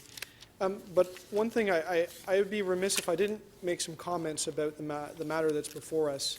I took a fairly defined view in the last couple of votes we had about how I felt what the role of our government is, and I expressed a great deal of concern about income transfer programs and whether or not we're the government that should be doing that. And this report here is largely that. There is room to create housing solutions in Toronto, and I've supported some of the affordable housing initiatives that we've done so far. We've talked about those in the Open Door program. I really like those. I like the design of those because they're very compartmentalized. We monetize an asset that we've got, or we defer a tax that we've got over a period of time, and that translates to a benefit, and that serves as a stepping stone from somebody that may be between the space of market rent and what you would call as social housing. And it's a bit of a subsidy program, but it's quite defined. I do have some concerns with what the proposal is before us. It's quite an aggressive one. It's 20,000 units, and with a total goal of 40,000. You know, and the concern I have, I guess, is that it represents an entire cohort or a generation that may be turning to the government to help them make ends meet and meet their rent without sort of an exit. And what I say about that is what happens when the program or the subsidy runs out. And I asked some questions about funding this, and this is where I really begin to worry, is that we're relying on other governments to support this program. And if history shows us, we know that those governments can be volatile and perhaps withdraw their support over time. And that leaves the city having to cope with this. And we're not talking about a few thousand people and a few thousand houses. We're talking tens of thousands. And I don't know how we would cope to go back to the property tax base to try to maneuver and deal with this. So what we are doing here is a major policy shift at the City of Toronto, a complete shift in the way that this government will operate into the future. And I believe that it's a multi-generational decision because of the financial impact. So I regret that it's as aggressive as it is before us, because it leaves me with a lot of questions, and it's spelled out in the report that, you know, the current model that we've got may not be adequate to fund what is being proposed. And I have some difficulty supporting it because I was very clear on how I felt about the tax increase in the last go-around. It would be disingenuous to say that I would just turn around and say, let's just do this, knowing full well that, you know, through the property tax, we're going to have to pay for these significant types of investments in income transfer programs. And perhaps maybe the last thing that I would make some comment to that I would urge council to give some thought to is in the report it talked about redefining what it means by affordable. And right now we look at a model where we look at the average market rent and then we look at affordability as something less than that. I understand that. That floats with the market. That's external to the individual, but there had been a proposal in this report to look at fixing it more on the individual and bringing it down to 30% of their income. I know there's a lot of people out there that pay more than 30% of their income on their total housing cost. And so, you know, that concerns me that if we would start to adopt a policy like that, because it's not RGI, but it is some sort of a subsidy based on income. And again, trying to fund that program on a permanent basis, on a perpetual basis, that word came up a lot today about perpetual funding, is something that worries me, and worries me as a curator of services here or somebody that is a service manager is getting into the space of trying to fund. And most alarmingly is for it to all work, we're going to have to rely on income streams from other governments that can't necessarily assure us that they're going to stay in perpetuity. So I hope as we deal with these questions as they arise over time, because I understand this is a broad and visionary plan, that council pays attention to the creep of responsibility that we will build in taking this, embarking on this path. Thank you. Thank you. Councillor Cressy. Well, thank you, Speaker. I anticipated more people would be speaking, and so I've just put my name on quickly. Let me begin, first of all, by thanking our City of Toronto staff. Our chief here on this file, Sean, received some well-deserved and well-earned accolades this morning, and I want to commend him and his whole team, and this has been an interdepartmental piece of effort, and so I want to thank them all. We have a housing advocate and a deputy mayor here in Councillor Bailau who has been steadfast, and I want to recognize her leadership, and also the mayor, who I believe in his second term here has put affordability around housing at the forefront of his agenda, and I want to recognize and commend that. I think this report speaks to a deep fear and worry that many people in this city have as it relates to the affordability of housing. That if you're looking for subsidized housing at an affordable rate, we have 100,000 households on the waiting list. if you're not looking for a subsidized rate, but you're just looking for basic rental housing, we've become the most expensive city in the country in which to rent. $2,300 for a one-bedroom. And if you're homeless, for 8,000 people every night in this city who are homeless, we're struggling to provide an entry into a shelter, and there's almost no pathway out. And so where I believe the 10-year plan in front of us does provide significant and deep and important improvements is to first and foremost redefine what affordability means so that it is truly affordable, to ensure that where we are seeking affordable housing, that it's in perpetuity where possible, as opposed to these 25-year terms that we've done in the past. And that the objective to build 40,000 new units alongside working with other levels of government, rent subs and portable housing allowances, those are significant. They are a vast improvement over where we've been in the past, and they are positive. And I want to recognize and thank and commend everyone for that. Let me pause on the piece as it relates to housing that I'm deeply concerned about, and that is on the homeless front. Last week we had the Homeless Memorial. 995 people have now been added to the list, and we added 13 names. I've been to many homeless memorials.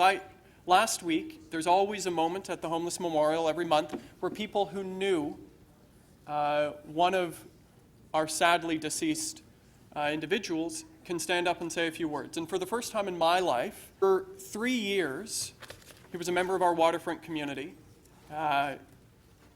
Myself, my office, many neighbors in the Bathurst Quay neighborhood had tried to find Richard a supportive housing unit.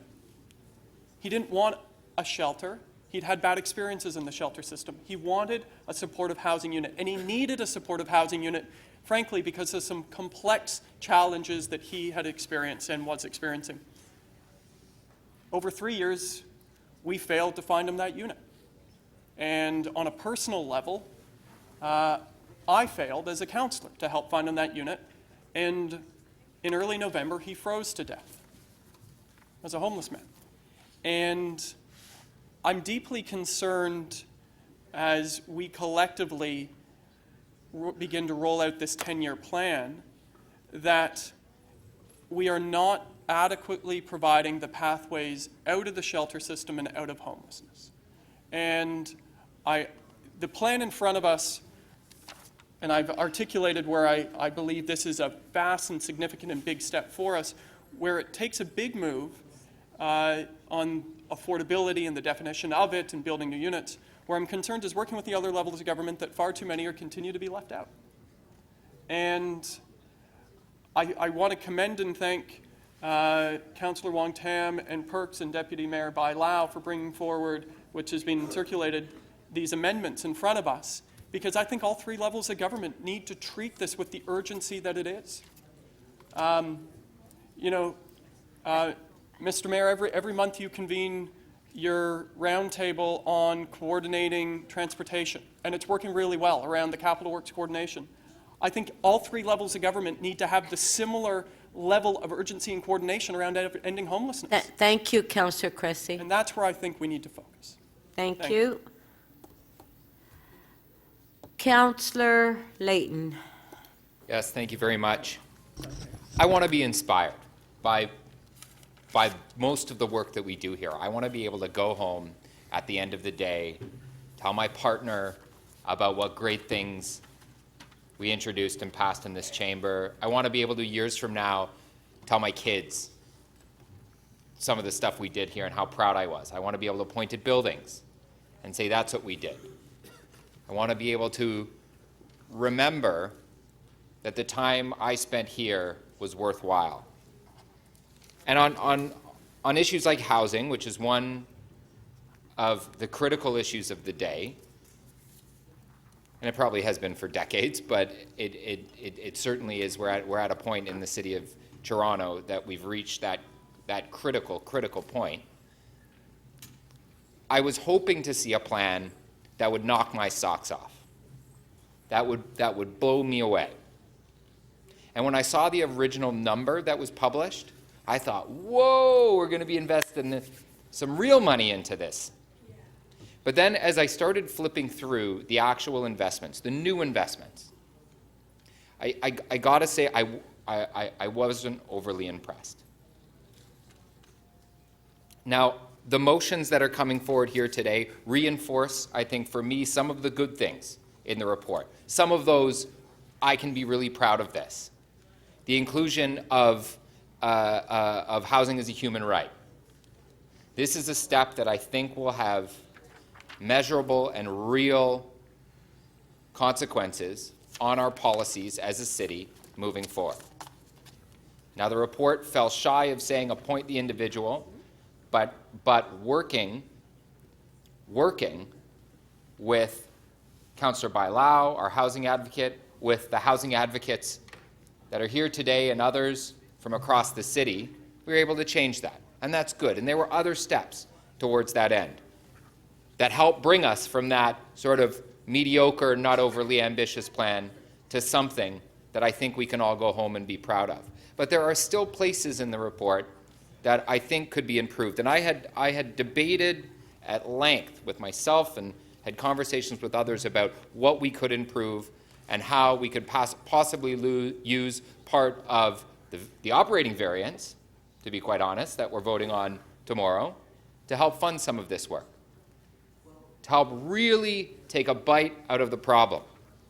I was convinced not to by our CFO, and more out of a process arrangement that perhaps with the mayor, with Councillor Bailao, pushing the other levels of government, that the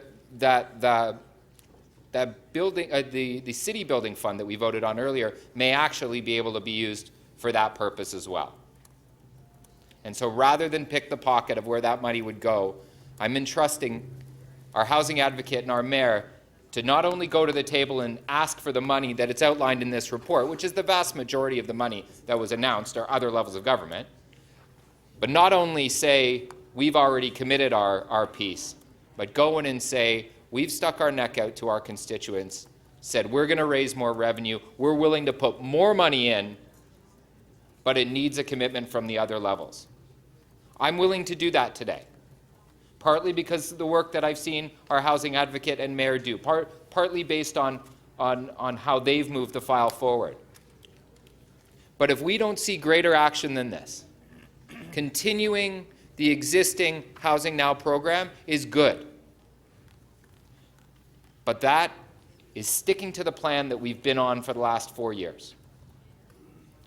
Continuing on the open door policy is good, but it's sticking to the same plan we've been on for the last 4 years. And I got to ask you, has it gotten measurably better for people seeking housing?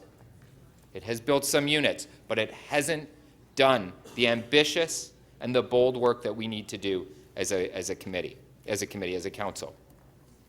What we also have coming back soon are two important things that this council needs to be reminded of. They're in the report, but they don't have a specific recommendation. One is on the inclusionary zoning policy. When it comes back, we can't bend to developers. We have to be bold in that push and push the province to allow us to have strong measures.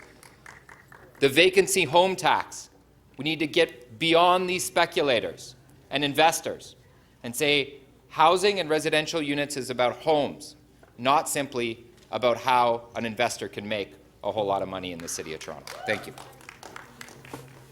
Thank you, Councillor Layton. Councillor Bradford is next. Thanks very much, Madam Speaker. I rise to say and echo many of the comments from my colleagues here today that I actually think that this is the housing plan that Toronto has been waiting for and that Toronto has needed. We're finally there. We're closing the book on a 10-year chapter that left a lot to be desired with the previous housing plan that had some ambitious targets and ideas, but in many respects failed to materialize. And from the dozens and dozens of deputants who come out to Planning and Housing Committee month after month, we hear those stories. We hear that struggle, and we understand that the city and all levels of government have not done enough to match the need that is out there with affordability right now. We hear that. So I really see this as a chance to reset, and it is a once-in-a-generation opportunity here. And I want to take a second here to acknowledge and thank everyone who was involved in preparing this document. I want to thank our Deputy Mayor, Anna Bailau, for her work on the housing file. I want to thank Mayor John Tory for his work in moving this forward in the Housing Now program. And probably most of all, I want to thank Sean Gadden here, and this is my opportunity to do so, for his years and years and years of service at the city, pushing this boulder up the hill and realizing real progress with this blueprint that's in front of us as a way forward. A couple other things to note that I mentioned at committee. It's a little less remarkable, but a footnote at the top of page 3 points out that there was actually 20 different city divisions that were involved in the preparation of this report. I only bring that forward as something to point out because that almost never happens. We're very siloed, you know, as bureaucracy. That's typically what happens. But I have faith in our ability to actually implement this plan because it had so many hands on it. There's a lot of ownership there. And across different divisions, and let's be honest, that's how these things actually move forward. People have a stake in this game, and they have a stake in the success of this report. The second thing I want to acknowledge is the fact that when we look at the language in the recommendations, it's actually bold. Recommendation number 5 has language about moving forward with that position here at the City of Toronto for someone whose job is actually to address the systemic housing discrimination and systemic hurdles inherent in our housing system here in the City of Toronto. Normally, that stuff gets parked somewhere in the body of a report, paragraphs down the page, but there you go, right on page 5 there in the recommendations, you can see it loud and clear. So I think that is a great accountability metric as well. I think it's easy to become cynical about politics, about policy, and about housing in cities like Toronto with all the pressure that we're facing. And I understand that for good reason. But there's no hiding from a plan of this magnitude. There's no walking back from the incredible, powerful statements that we're making in front of us here today, and that the starting premise is that housing is a human right. That is a different place than we were a year ago, and everybody knows that. And it's a fundamental shift in the way that we're going to be addressing this problem going forward, and that's a powerful one. It changes the way our divisions are going to deliver the services that we have to do. And we heard about the importance of that from the community and from deputants and from more than 6,000 Torontonians that had their hands on this report in building what is a seminal document in front of us. So I know that we have a lot of challenges. There's a lot of talk about what Toronto's bringing to the table versus the other levels of the government. That's an unfortunate reality of the world that we live in, and I know that everybody here in this chamber fully appreciates and acknowledges that. But I think we're being strategic in our efforts and what we can do in creating something that other governments will not only want to support, but frankly have to support. We have, again, provided the roadmap, and we're pushing ourselves as a city to actually move that forward. Things like creating a land bank with our assets and encouraging the province and the federal governments to do the same, that is actually going to help us get value for money, maximum leverage, maximum housing on these sites. If you've been paying attention to planning and housing, you know that, or Toronto Parking Authority, I am pushing and challenging the numbers that we're landing on those sites. You want to talk about value for money, I think that we need to look at those sites and see how much housing we're actually achieving on some of those sites. We need to be pushing, we need to be aggressive, and we need to be making sure that our sites and our assets are doing all the heavy lifting to deliver as much housing as possible. And I know that our Deputy Mayor is on that as well and pushing for that also. I think the other big thing is that definition around affordability. And having something that works in the 21st century and in our real estate context, I think is very powerful as well, and we're going to actually see some results in that aspect also. So I know it's extremely challenging. Housing in this city has been an issue for a long time, and we feel it more acutely now than we ever have before. But I'm happy to give my full support to this and encourage all of my colleagues to do the same. Thank you very much. Councillor Fletcher. Thanks, Speaker. I just want to, this morning I didn't jump up and say thank you to Mr. Gadden for his long service here at the City of Toronto. But I do want to thank him and say here is a housing plan that he's worked on to deliver for the next 10 years and how important that is strategically in everything that's in it. So I've worked with Sean Gadden on delivering many things, in particular the Don Somerville site, which was originally simply a replacement of RGI, and then we've added 100 affordable and more rental, which is very important. And coming up 838 Broadview to get affordable housing whenever we have a piece of land to include that. So I just want to echo all of the speeches today and thank you for this. And also say what a way to go out that in 2009 there was 1,000 people that were engaged in the housing plan. 2019 there were 6,000 people. Probably, I don't think there's been that many real engagements when I look and see there were do-it-yourself, there were tables, there were emails, there were organizations. It's really so exciting to see that many people engaged because as we now have acknowledged in this report, we do have a housing emergency. We have a housing emergency whether it's people seeking shelters. We have a housing emergency with housing refugees in the city, up to 45% of our beds. And we have a housing emergency because, as Councillor McKelvey said, she doesn't want her kids, she loves them, but she doesn't want them at home for the rest of her life and their life, because there are very few affordable places now for sons and daughters and nieces and nephews and grandchildren to move. The city is becoming so unaffordable. So this housing plan is about affordability. It's very ambitious. We also have to build housing. Housing Now, I don't think we should forget that this term we also have brought up Housing Now with 11 sites, have approved 2. I think the Etobicoke Civic Center is coming up shortly. It's massive change with thousands of affordable units that will be built there. We're reimagining and redesigning communities. And that actually is part of this housing plan. We also have said, and the Auditor General said to Toronto Community Housing, you can't miss opportunities any longer with the land. You have to add affordable housing whenever you're building something. And I can look at my Don Mount, your redevelopment, many redevelopments across the city that Toronto Community Housing did. There are almost no new affordable units there. What a waste of our land. Housing Now is an about face on that. Use our land, build new, make sure we're building affordable housing. So this is a sea change. 6,000 people, Housing Now, change to Toronto Community Housing.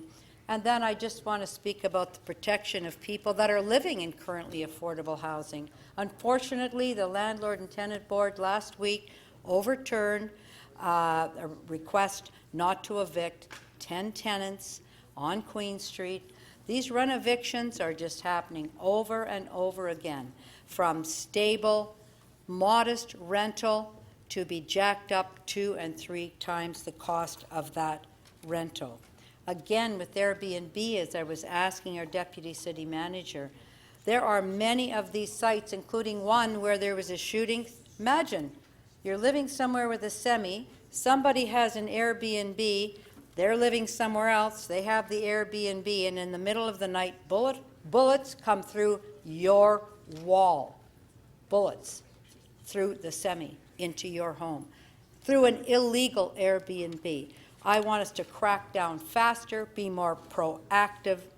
But I lastly want to say we cannot do this alone, and I think the report shows that. I believe very strongly in the ability of our city manager, who went to Queen's Park, had great conversations, very strong, our mayor and his staff that had the same conversations to convince other levels of government that they cannot leave this city, this economic engine, in the lurch, that we have to get the money, step up, work together to build housing in the City of Toronto, to build affordable housing in the city and across the waterfront.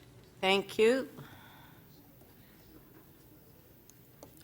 Councillor Cole. Yeah, I think that it's easy to feel anxious and depressed about the state of affairs in housing in Toronto, obviously. But there's one positive thing that has happened is that through the mayor's advocacy, we were able to get $1.3 billion from the federal government for repairs to our housing stock at TCHC, and that was quite a significant investment that's never been done to that magnitude before since the offloading and downloading. So that is something that we can sort of say is a positive. I just also want to say that, you know, the real dilemma is here that the incredible advocacy that the City of Toronto historically has had about housing and the incredible advocates that have been here and the ones that are here today, in a way, sometimes are self-defeating because people begin to think that we, as a City of Toronto Council, have the power to solve the housing problem. Oh, call your councillor, talk to the mayor. They're doing stuff they really care about housing and affordable housing and all the social pressures of dealing with our people that are homeless. They really always look to the City Council. And so subsequently, the people at the other levels of government sometimes get off the hook and they don't spend as much time and therefore don't allocate the resources they should to take care of this joint responsibility, which is housing. And you know, the scary thing is that, you know, I saw that figure this week, $2,300 a month for a one-bedroom apartment in Toronto. That is outrageous. How can people make enough money to pay that kind of rent in the City of Toronto when everything else is so expensive here? Whether it be childcare, whether it be the price of going to the cleaners or everything. So that is a daunting thing to overcome. And then on top of that, we've got 70,000 new people that come into Toronto every year. So even though we try and house the people we have here this year, you know, come in 2 weeks, another 70,000 are going to come here. And we have no control over that. Because despite everything else, it seems everybody still wants to come here because their family and friends are here and the jobs are here. So try and deal with that 70,000 new people every year. Then, mention again, 90% of all the social affordable housing in the GTA is in Toronto. Our neighbors surrounding us don't really invest, and they have the land, they have all kinds of land available. They're not putting any money into providing affordable social housing. So how do we affect that change? We can't, because it basically isn't a priority in the outlying GTA communities. Then on top of that, we've been given another gift, and that is the decontrol over new builds of rental housing. And then, you know what really gets me flabbergasted is I get calls calling me saying, you've got to do something about bringing back rent control over new builds. And I said, well, listen, yeah, we can advocate, but we didn't make this change. You elected a government with a huge majority that just gave you that decontrol. Here's the phone number of your MPP, of whoever's in charge of the Minister of Housing. They made the change. You voted for them, possibly. So this is what really gets me going when I say, well, we at the City of Toronto, we got to take care of that major change that you voted for. You voted for that government and not only gave them a little bit of a majority, you gave them a huge majority, unfettered majority, and they're giving you decontrol. So we have to somehow get people that care about housing to join with us in telling these stories so that we can get some meaningful long-term changes, because all the great things we're doing is never going to be enough. We can't control the $70,000 a year. We can't control rent control policies. We can't control $2,300 a month for an apartment in Toronto. How do we ever do anything about that?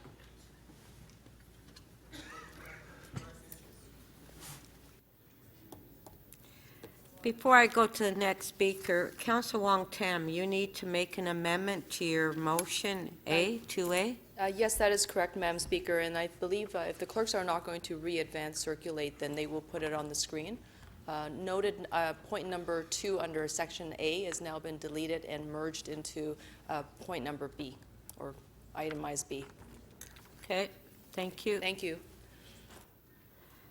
Councillor Perks. All over the world right now, people who own shares in real estate income trusts are cashing their dividends and getting ready for a very Merry Christmas. All over the city of Toronto, our siblings, our brothers and sisters who find themselves in difficult straits are living with the physical and emotional anguish of not having a roof over their head as we head into the winter. People who are at risk of losing their housing because of real estate speculation are also in anguish. What we have here today doesn't solve that problem. Councillor Bailao is going to be moving a motion that says Toronto's housing is an emergency, and that's the reason why I'm prepared to support what's in front of us today.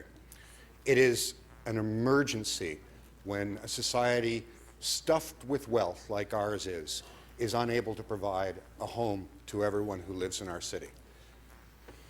I wish we were here today with a plan that was similar to how they house people in Vienna or Berlin or Stockholm or Glasgow or any of the places where they seriously and truly believe that housing is a birthright, that it is a duty of a society to make sure that no one goes to bed ever without a roof over their head, where we understand that the systems that generate wealth for all of us who are here today are equally enough distributed so that no one lives with the fear of spending a winter night on a grate. We haven't done that. It's not something we can fix today. It's not something that we can fix in 6 months or in a year. And it's not something that we fix merely by passing this plan. Until we understand housing the way we understand healthcare as something that we all provide to each other because, as the mayor said earlier, it's the right thing to do, we will not have, in my view, achieved the kind of civilization that I would expect of the people of Toronto. But we're here for a bunch of reasons. We're here because in the late 90s, the federal government decided that they weren't going to go down the path that European cities go down of saying, no, we're committed to the idea of everyone being housed. We took a turn. We stopped investing in social housing and instead took the path that, frankly, is the most common one in North America, where housing is seen as a way of generating wealth for those who already are in a position of owning wealth, and at the same time of creating homelessness for people who don't own wealth. We are going to have to do much, much better than this. We are going to have to face the reality that even though this plan talks about generating 40,000 units over a decade, that right now in the city of Toronto, under construction, there are 48,000 market units being built. We're not even building a year's worth of housing for the people who need it while we are generating 48,000 profit-generating units. Yes, we've adopted the principle of housing as a human right. And as that plays out over the decade, we will be back here and we will be confronted with the fact that treating a basic need, a necessity of life, as a way of making wealthy people wealthier is the wrong path. Yes, here today, we are agreeing that when we make investments, wherever possible, those investments will be permanent, and that's a big step forward. Yes, we are creating the Office of the Housing Commissioner who will be able to hold us to account. Yes, we are calling on the federal and provincial government who have responsibilities for health care to provide the housing supports that will make sure that people actually get into stable and well-supported housing. But we are going to be back here, and we are going to be back here over and over and over again until we stop thinking that making wealthy people wealthier has anything to do with our duty to our sisters and brothers to have a safe place to sleep at night. Thank you. No applause, please. Are there any further speakers? Okay, Councillor Bailao.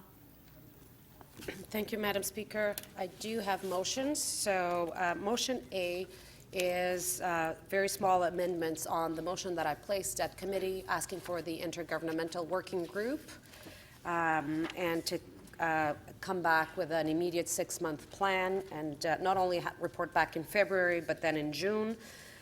Motion B is further actions and requests of the provincial and federal government. And this is in recognition that we have a 10-year plan that deals with a lot of these issues, and in particular the lack of supportive housing that we have in our city and how we need the other orders of government to come to the table, but that we are experiencing unprecedented pressures, that we are facing a critical and an emergency issue that needs a coordinated approach, that needs immediate actions, and for that we have a series of actions, not only that we're going to be taking further, that we're asking our staff and we're giving our tools to our staff for the next few months to coordinate this intergovernmental table, but asking of the provincial and federal government. My motion C, it's actually to do with students and the involvement of our academic institutions in the implementation of this plan. And my last motion is actually to recognize the many, many people that were involved in this plan. As was mentioned before, we had over 6,000 people that responded, that participated. We had over 52 organizations across the city. We had an incredible external advisory committee, and I see some members in the audience and thank them for that, that advised our staff on how to put this plan together and the recommendations. And I want to thank our staff. And as we mentioned before, this was a plan that was circulated through 20 divisions. And the reason was very clear, is because we understand that there were two principles that were coming out of this plan, is that if we are to truly have a robust housing plan, you need to have the entire corporation buying into it, feeding into it, and being part of it, and feeling that they're accountable to this plan. So I know that Juliana and Sean and the team, and through the city manager, they made sure that all these departments were being involved and contributed to developing this plan. And this is important because that's how you effect change. That's how you ensure that the implementation of the report is successful. The other principle was that we are acknowledging the right to housing. We are now looking at how to create policy, how to have housing in this city with the principle of the right to housing. And so I want to thank members of the committee that guided us as well and guided our staff to make sure that we created the foundation to have that done in that plan. Madam Speaker, I have with me a public notice from 1944. And I'm going to read it out loud because in here it says, due to the lack of housing accommodation in this city, this is a notification that hereby given to families residing outside the city that this municipality will not assume any responsibility or provide any assistance in locating living quarters for those families contemplating moving to Toronto. The city has exhausted every available means of finding accommodation for those families already in the city and is unable to cope with any additional number. For your own comfort and convenience, do not come to Toronto for housing accommodation. And this was signed by the acting mayor of the time, Robert Sanders, and it's from July 29, 1944. So, Madam Speaker, we have an option in here. We can issue notices like this, or we can say that we have a role to play in this issue. We understand that other orders of government that had huge roles in building social housing in the 90s and the 70s have stepped back. But I think that we have been successful in ensuring that everybody's alerted that this is an issue, that if we're really, truly going to have change, impact change, we have to be honest with people. And the first thing we need to recognize is that we need 3 orders of government at the table. We as a municipality by ourselves don't have the tools to solve this issue. But we know that we have to pull the tools to be persuasive with the other orders of government to make sure that from our shelter system to our market housing, that we have action in all these points of the housing spectrum. Housing is a complex issue. Housing is an issue that has all kinds of different solutions. You can't have one solution to solve housing in the city.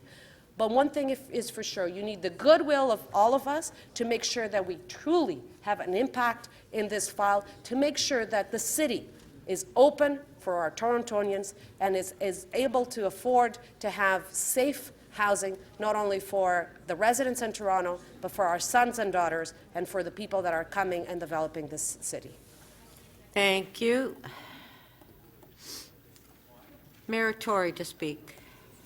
Well, Madam Speaker, thank you. And just along the lines of thanks, may I add to the thanks of all those who have gone before me in saying thank you, especially to Deputy Mayor Councillor Anna Bailau for showing great leadership on this, and the city staff. Of course, we had some comments this morning about Sean Gadden's role, but it can't be repeated often enough just how much he and the Deputy Mayor and others worked hard at this. And in a way, that is a point that I want to make here in addressing, because if there are a couple of concerns I have about the debate, which I think has generally been positive and I think generally supportive of us moving forward, it is that we have reached the beginning of the plan, but the end of a process that involved literally thousands of people, many, many, many experts, all of our professional public servants, the best minds we could bring to this. And so if I had a concern, it would be twofold. First of all, I'm a bit concerned about this kind of small, modest undertone that's kind of percolating through a bit of the discussion that sort of says somehow this plan is fallen way short of what our ambitions should be.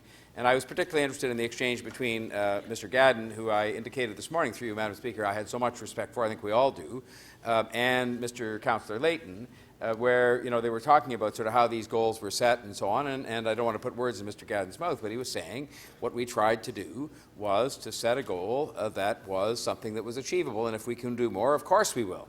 But I remember well where the 40,000 number first came from, and I guess since then it's been the subject of extensive consultation. I asked in 2018 what number would be a feasible number to what's the word I look for, achieve in 10 years. And the answer that was given was 30,000. And the 40,000 actually came about, at least in that chapter, quite unilaterally, in that I thought 30,000 wasn't ambitious enough, even though I was told the industry, the experts, the nonprofit people, and so on all said that was what was achievable. So I pushed it and pushed them to 40,000. And I guess I would just point out within the context of what our ambitions are, of course we'd rather do more. Of course we will do more if we possibly can.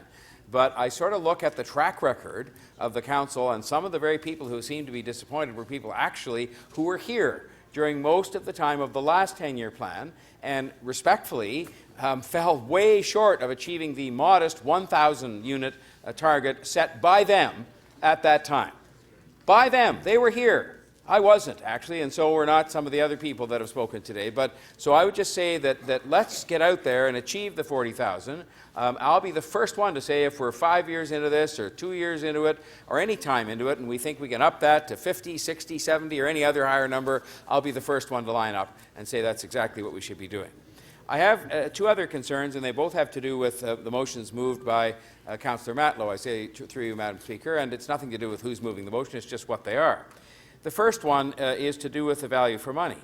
I guess I would be, perhaps I'm naive, but it would occur to me that the very purpose of the exercise of consulting the 6,000 people, the nonprofit organizations, the people in the industry, the professional public servants, is to answer the question for the money we put up in the way we choose to put it up, and there's a whole bunch of choices, as was alluded to, in which way do you do that to get the most number of affordable housing units.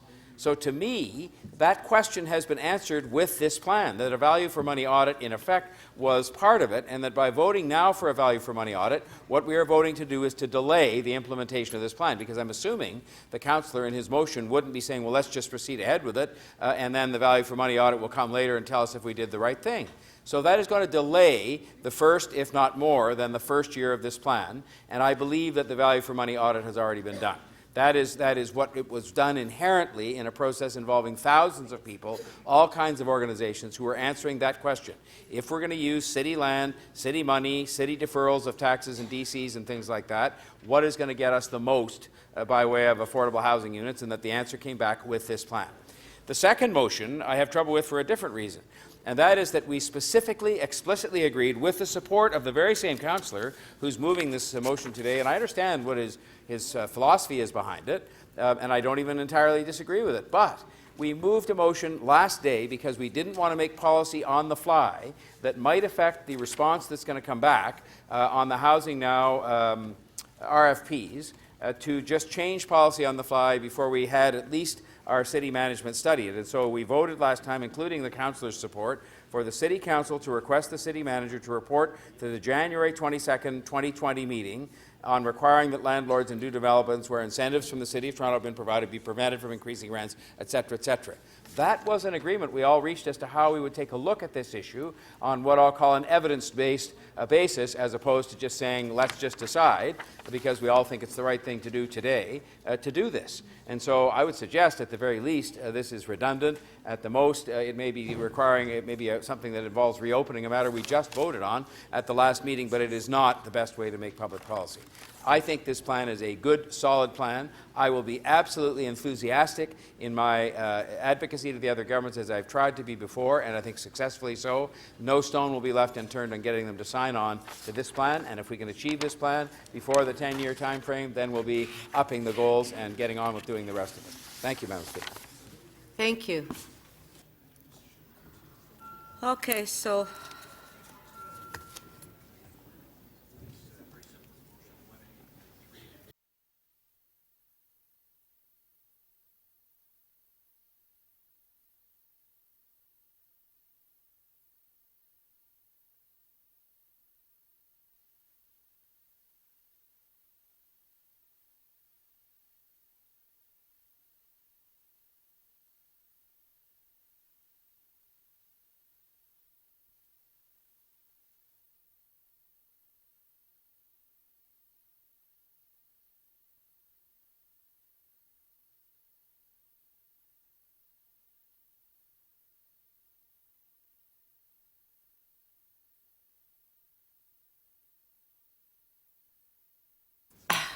first motion is 1A. Yes. It's on the screen, recorded vote.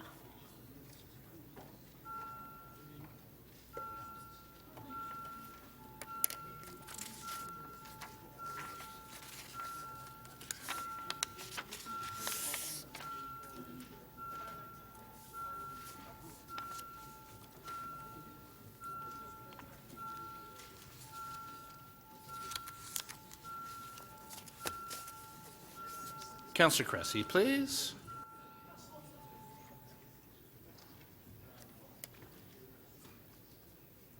The motion does not carry. The vote is 1 to 24.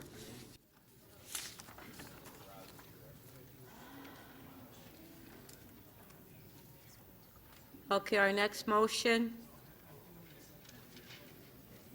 3A.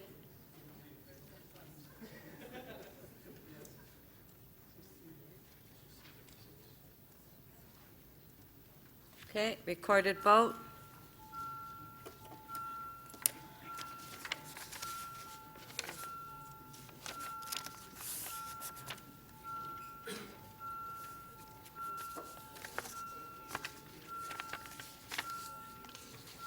Councillor Mallow, please.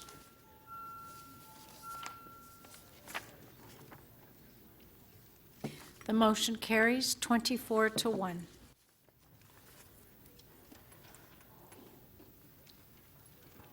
Okay, our next motion.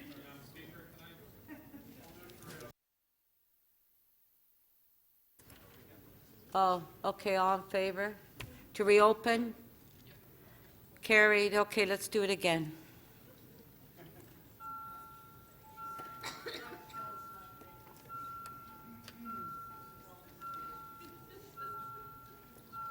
I can't read lips, Councillor Fletcher.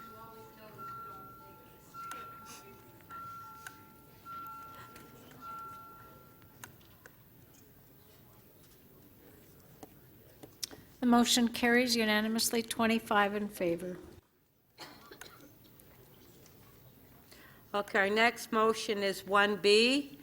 So, Councillor Matlow, I'm going to rule that your motion 1B requires a reopening of council's decision on MM 12.33 made last month. In that motion, council asked for a report to the January 22nd, 2020 Planning and Housing Committee on the same topic. Your motion proposes to advance the decision-making and make that decision today. And for that reason, a two-thirds vote of council is required for council to reopen its previous decision. Recorded vote. Well, we need a two-thirds vote to reopen.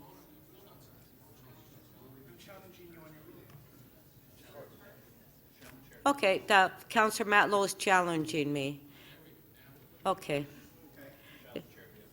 Yeah, could the challenge of the chair be upheld? Ruling of the chair. Councillor Matlow is challenging me on my decision to reopen. Yes, to be upheld.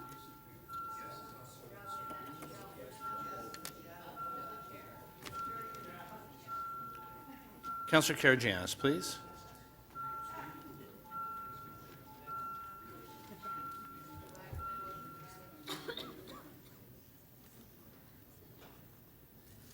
The speaker is upheld.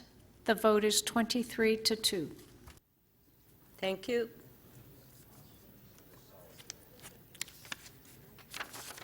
All right.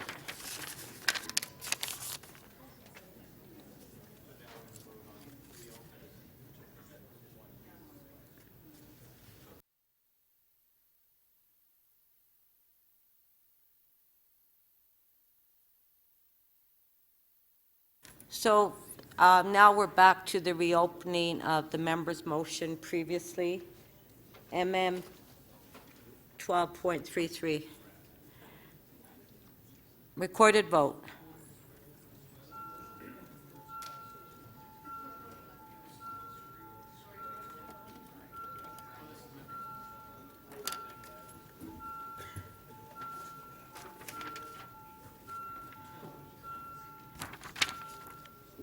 Councillor Karygiannis. So this is, we need the two-thirds vote of council to reopen the member's motion, MM 12.33. The motion to reopen does not carry. The vote is 7 to 18. Okay.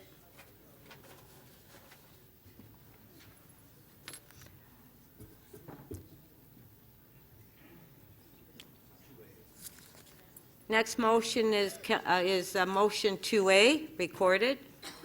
It's been revised by Councillor Wong Tam.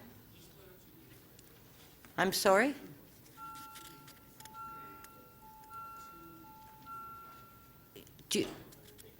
Okay, Deputy Mayor, I can't hear you. You're pointing. I'd like to have a separate vote on 2B. Or 2A sub B. 2A sub B. So you want a separate vote on 2B? Yes. Okay. Thank you. Part B. Part B. Okay, recorded vote on A.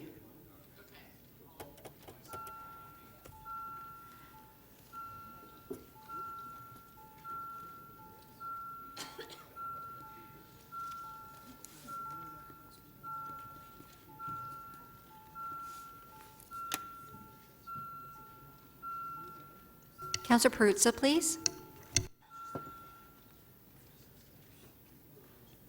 Part A of the motion carries unanimously, 25 in favor. Okay, Part B, recorded.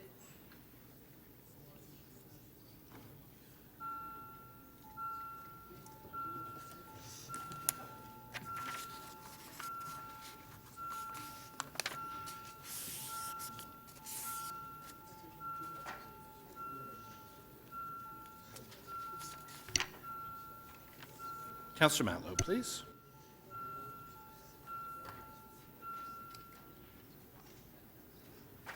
Part B carries 24 to 1. Okay, motion to be.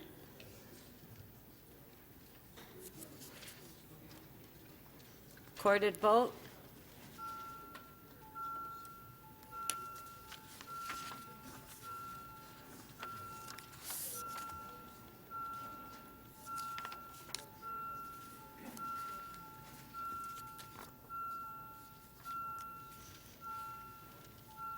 Councillor Cole and Councillor Pasternak, please.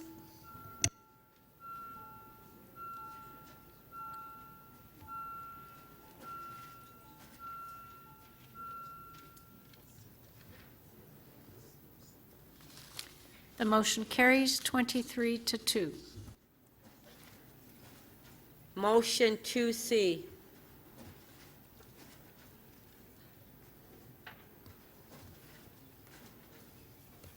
Recorded vote.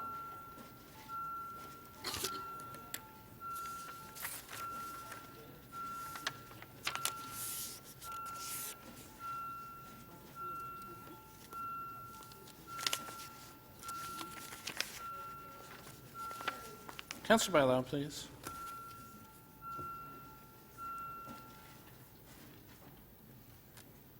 Motion 2C carries unanimously, 25 in favor. Motion 3B.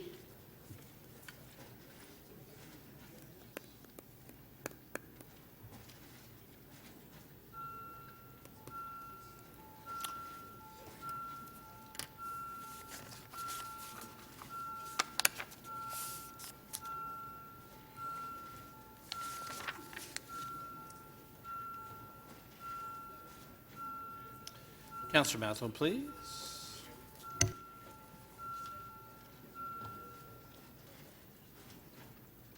The motion carries unanimously, 25 in favor. Motion 3C.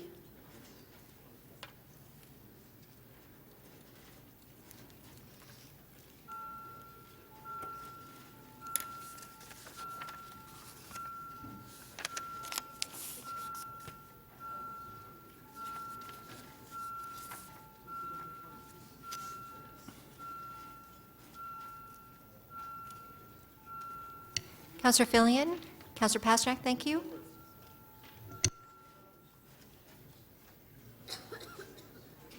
The motion carries 24 to 1. On the item as amended. No, 3D. 3D. Oh, sorry, yes, 3D. 3D, recorded.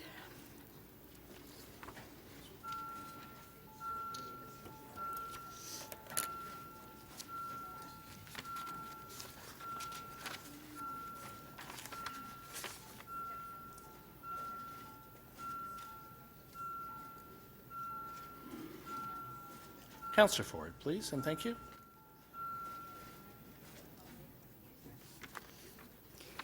Motion 3D carries unanimously, 25 in favor. Item is amended.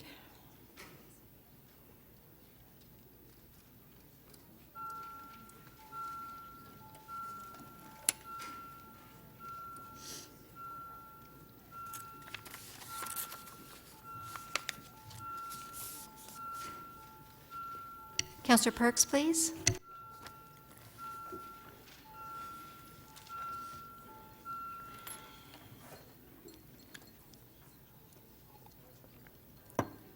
The item as amended carries 24 to 1.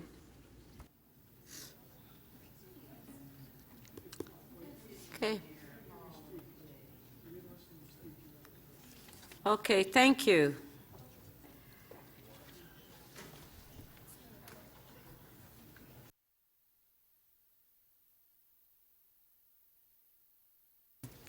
Okay, so we'll continue on page 3, EX 11.2. Councillor Holliday, you held the item down. 2020 rate supported budget for water and wastewater. Okay, yeah.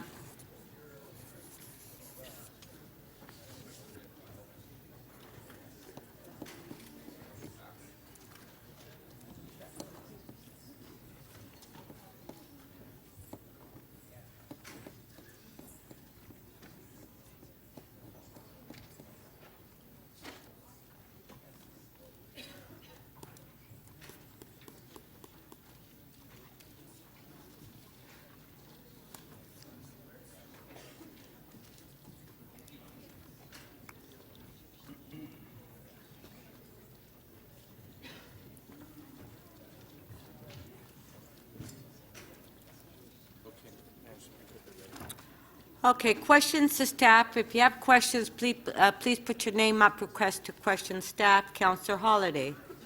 Thank you, Madam Speaker. Through you to, I think, the general manager and the team. I wondered if you could confirm this budget here addresses a particular project that I'm interested, sorry, a program that I'm interested in, that's the basement flooding protection program. That's within the rate-supported budget. Through you, Madam Speaker, that's correct. The basement flooding program is one of our key capital programs, and we have funding in the order of magnitude of $2.1 billion over 10 years for that program. Over 10 years. And so we have a process in the city to establish the areas sequentially through environmental assessments, to implement this program. And we've got some criteria that determines whether or not an area qualifies under the program. Could you just confirm what some of the criteria is? Through you, Madam Speaker, yes, we do have some criteria, and we actually reference within our budget documents and some challenges that we're facing. One of the key issues we have with the basement flooding program is assessing projects moving on to the construction phase.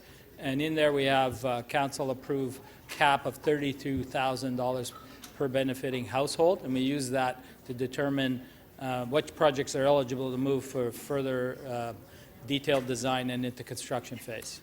Is it fair to say the basement flooding protection program is a program designed to make improvements in areas where we've got flooding? It's not meant to create infrastructure where there isn't any or do some sort of a massive change. You go through the assessments and you figure out where there are deficiencies and you implement a program to repair them. That's correct. The way the program was set up and the way we complete our environmental assessments is that we're comparing the level of service that's provided in the community based on the existing infrastructure, how that infrastructure is performing. That includes sanitary sewers as well as stormwater sewers. And then we look for improvements, raising that service level up to a new level that council has approved, particularly with respect to stormwater. We can move up to 1 in 100-year storm levels if it meets that $32,000 per household test. And so the concept of the $32,000 per household was a policy by council so that we could make sure that these programs were following an optimal investment. That is, that we were making investments that would help a lot of people and that there would be a distribution of those costs as opposed to spending a whole lot of money on just a couple of little houses. It's correct. As well, it was put in place because council knew that it was going to take us many years to complete environmental assessments as we moved out ward by ward. And we didn't want to have a situation where the early wards that had the early studies would use up all of the money. We would go to those communities, even if it was a newer EA, if it was a quick hit project that helped a lot of people and it met that test, it would move quicker along the construction process. So I know we've talked about it, but I've got an area called Thorncrest in my ward that is like a few parts of the city. It has sort of grossly missing infrastructure. There aren't storm sewers. There are some ditches, a little bit of overland design. But we're in a situation where there's some really fundamental issues in a large, widespread area affecting a couple of hundred houses where the water flows from the street onto the private properties. So, in a situation like that, is there any prospect of ever qualifying under the basement flood protection program, under the current parameters? Through you, Madam Speaker, the short answer would be no, and that is for several parts of the city, so not just in your area. We've seen that in a few other locations. In addition to that, we're starting to do basement flooding analysis in parts of the city where that $32,000 cap doesn't fit nicely, because it fits nicely in more suburban type communities. As we move in the inner core, that test is challenged, and therefore in the basement flooding briefing note that you have, all councillors have received, we note on page 7 that we are looking at coming forward with a report in 2020 to put forward in council some additional lenses for us to look at, so it's fairer and equitable distribution of how we work on projects. And is it fair to say that that staff nor council really have any intent to turn our back on areas to say, well, I'm sorry, you didn't qualify under the program? And I can think of some of those conversations I've had with people, so you're out of luck. Do you think as a city we should be continuously improving and reevaluating our policies and finding ways to fairly and equitably serve the people of Toronto and implement the missing infrastructure that was not built for some reason over time? So the answer is yes, and in fact, those deferred projects, the one that didn't meet the test the first time, we don't lose them. We put them on a list, and we have them on the list. The intention is to pick up and raise that service level when we get into doing state of good repair funding in those communities, which could be many years away. So they are waiting for a long time. What we're trying to do is look at how do we move those projects that we identify in new areas that meet the test, move them along faster. At the same time, we're looking out many years, and we want to make sure that we are feeding the program enough projects to match the funding envelopes we have. So right now we're okay, but when we look out for a few years from now, we may start having problems because of that cap, and that is the very reason we want to report back in 2020 with some suggestions and modifications to that program. So is this a path forward for perhaps my Thorncrest area in my ward to try to find a pathway forward to try to get the infrastructure that they desperately need to try to deal with the basement flooding issues, recognizing the current program that we've got has got some controls in place from policies from the council that doesn't let it go forward? Through you, Madam Speaker, it would definitely be an area that we would describe and review in the analysis to say, here's one of the challenges, one of the issues that we face, where there is no storm sewers. How do we do that test of a service level change when none exists?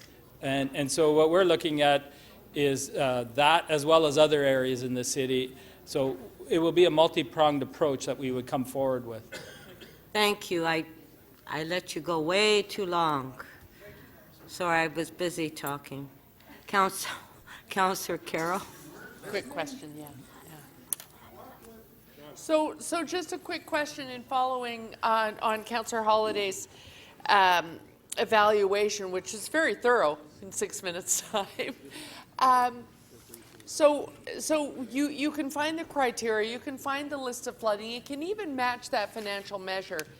But part of the reason we're leaving it up to you to reevaluate and build a capital plan every year is also because that risk factor can change depending on other works in the area. Is that not still the case? That's true. So one of the things that Council has also authorized is if we find that we could coordinate with other works, for example, or if we could secure funding like we did with the Federal Disaster Mitigation Assistance Funding Program, that we would accelerate those projects even though they don't meet that 32K cap. It makes sense to do that. So we're still applying that lens. What we're looking at doing is there's parts of the city, for example, where we may have a lot of condominium towers.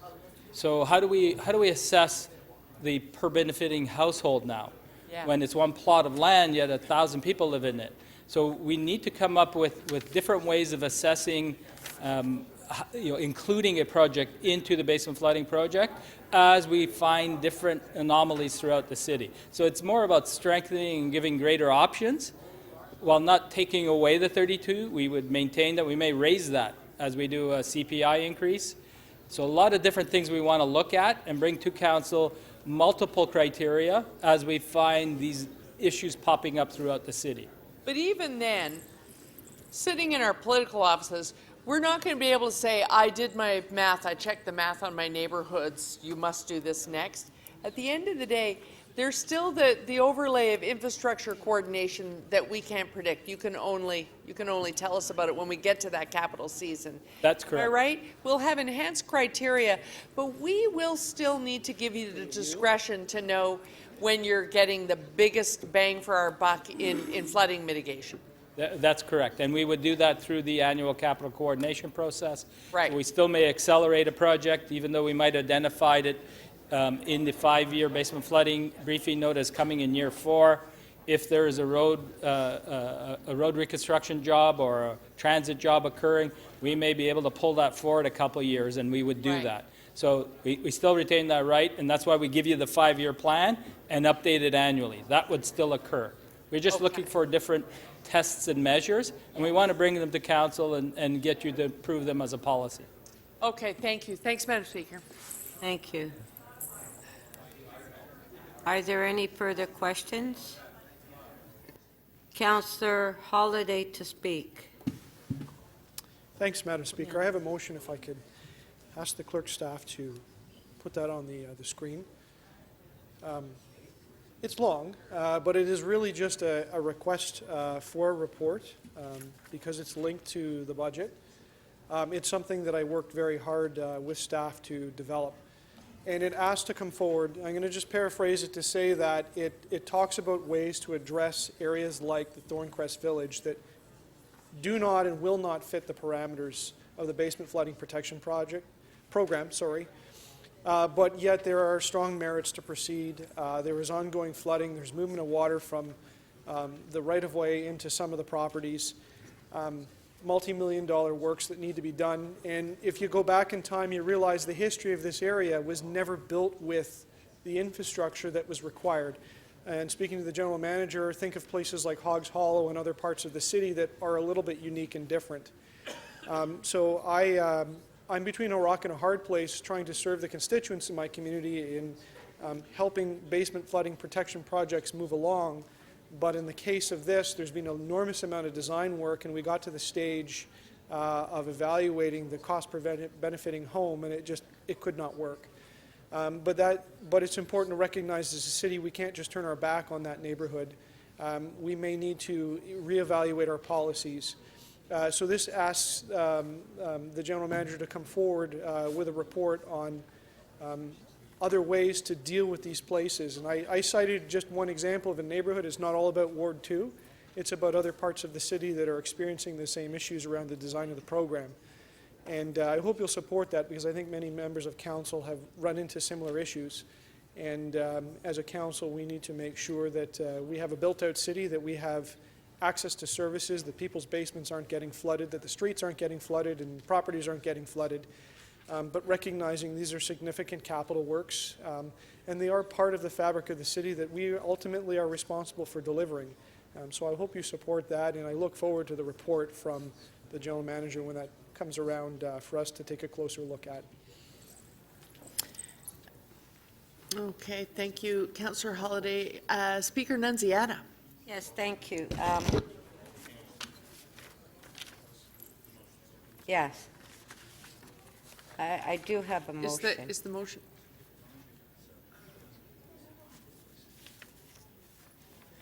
I'm going to start your time over again. Yeah, I'm not going to speak for 5 minutes.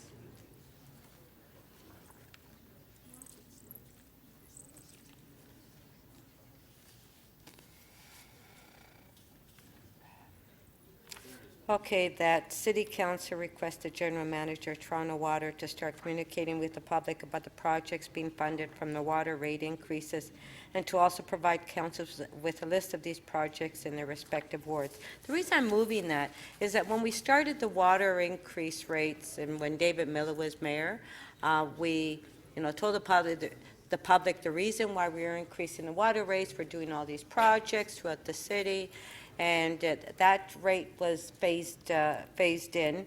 But what's frustrating for residents is that every year when we do increase their water rates, and I know why we're increasing it because we have so many projects that we're funding through basement flooding, is that it's not communicated to the residents. If they understand that the reason for the water increase is because we are doing this millions and millions of dollars of infrastructure in your area to prevent basement flooding, that they would understand that it's actually going to projects. And so I think it's really important that we start communicating and do that. And this, at least, and even with a list to the councillors so we know in fact what projects are being funded through the water rate increase. It's important to me, and I'm sure other members of council would like that communicated to their residents as well. So this is my motion. I hope I can count on councillors to support it. Thank you. Thank you, Councillor Nunziata. Are you coming right back? Okay, great.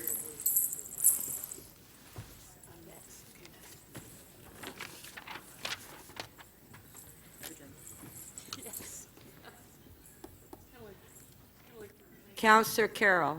It's kind of as if we were playing tennis. Madam Speaker, I think your motion you probably crafted yesterday about an hour before Mayor Tory had what can only be called a purely Margaret Thatcher moment. Mayor Tory was festooned in hard hat and reflective vest to kick off the Coxwell Tunnel project that is a humongous price tag, and I hope that every Torontonian saw it. What I don't think he gave enough lip service to is the fact that because we leave it to Toronto Water to coordinate their capital, to work with the engineering and construction services, and to prioritize around these very important issues. The issue of collapsing infrastructure, which would be the case if we didn't proceed with Coxwell back when we first did, which would be the case if we weren't upgrading in the basement flooding mitigation program. But the fact that we let them calendarize and coordinate it is why we're doing as well as we're doing, and it's why this is a part of our city's operation that does the most work almost, but without debt. We don't see a huge slew of motions when we pass the water budget saying, ask the province this, ask the federal government that, again and again and again. We do apply those other government funds to their projects, but by and large, we charge the rates we do because this is not a service that we can afford to wing it with. It really has to be almost pay-as-you-go and in partnership with other orders of government because it is so crucial. It is the lifeblood of the city. That water coming out of the tap clean, a basement being dry, people being able to count on the water being where it should be and not where it should not be. And so all I can say is that while Councillor Holyday may be looking for more detail than we've already just heard from the Director of Water Services, we're going to get in 2020 anyway. We're going to get some of the new criteria around the basement flooding mitigation program, and it makes sense that we should need it by now. Over a decade has passed since we began this type of program, and so much study has gone on, and some of the work having been implemented, we can't afford to re-examine the criteria they use to prioritize. And we can communicate better. I support that motion. I support both. What I would not like to see is us beginning to step into the prioritization, because this is one of those areas where we have to admit how we choose to do water services, particularly on the capital side, cannot have a political lens on it. It really has to be allowed to be coordinated and calendarized by the experts.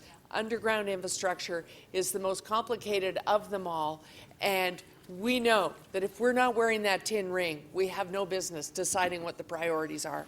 Thank you, Madam Speaker. Thank you. Councillor Crawford to speak. Thank you, Madam Chair. We are now speaking about the beginning of the budget process for 2020. We're dealing now, of course, with the three rate-based budgets, Toronto Water, Solid Waste, and we actually did Toronto Parking Authority earlier. And a lot of times, I think we sometimes have a feeling that these budgets seem to be going through the process fairly quickly. It's not a lot of debate, not a lot of questions, a few questions today, but we generally allow these budgets to go through reasonably quickly. Now, that doesn't suggest that they are not important budgets. When you're looking at between the three of them, we're spending over $1 billion this year alone between Toronto Water and Solid Waste on improvements across the city. So there is a long process. Staff work incredibly hard. I want to thank, of course, Lou and his entire team for the work that they've done and the diligence that they have done all year to bring this budget to us, and it's a phenomenal budget. I just want to give you some data, just so you understand the breadth and how big the water department is in the city. They supply over 3.6 million residents and businesses, which supply 435 billion litres of safe drinking water. In this budget, we're proposing a modest 3% increase, but at the same time, looking at some key investments, similar to, $660 million in infrastructure and state of good repair backlog in this budget. We're funding important initiatives. As we mentioned, $133 million of basement flooding, $2.1 billion, as Lou mentioned, over 10 years. $78 million, a little over $78 million, which will make sure we stop dumping sewage into Lake Ontario. And part of this budget, we're beginning to look at a new organics processing facility 12 years later. So a lot of work and a lot of important work is being done. And when our residents, when you see that work, and it's sometimes frustrating when you're seeing the work on our streets, trying to be able to get through, especially when you're looking at wintertime and all of that, but understanding that they're doing incredibly important work across the city. And this budget is a good news story. We're making the proper long-term investments to make sure that the water infrastructure is well maintained and up to date. But understanding many, many years ago, and Councillor Nunziata mentioned that in the Miller administration, we had a challenge. We had a challenge that the infrastructure was not keeping up to where it needed to be for the city. And we made a difficult decision as a council, or not me, but the council of the time, to look at increasing the water rates 9% over 9 years. And I was part of that for a few of the years when I was a councillor a number of years ago. And it was a challenge, but we maintained that we needed to replace the infrastructure across the city, and I think our residents understood that. Now we have to do better with communicating, as Speaker Nunziata has mentioned, and I'll support that. But we have been able to get through that. We are now at a point, we had a number of 5% increases. We're now at 3%, and 3% continuing into the future. And that 3%, as modest as it is, will enable us to continue with the right kind of investments that we need to continue with the important waterfront or water infrastructure all across the city, which is good. It wasn't easy to begin with, but I think we're now in a strong position with regard to our water budget. And I want to thank, of course, Lou and his entire team for working incredibly hard over the year, and I do support this wholeheartedly. Thank you. Thank you. Councillor Cole to speak. Yes, I want to support Councillor Nunziata's motion because I think this is a very, let's say, inadequate area, and that is the area of communication. I'd like to know before a construction project, whether it be water, whether it be bridge reconstruction, a road reconstruction, sidewalk, I'm not getting advance notice. So I get calls from people saying, what are all these trucks doing on my street, digging up the street, digging up the park? I'd like to get that so I can share that information to my constituents. We are not getting that. Then trying to get a hold of itemized list of the water projects, the street improvements in my ward, so I can let people know, here's what was done this year, here's what's underway.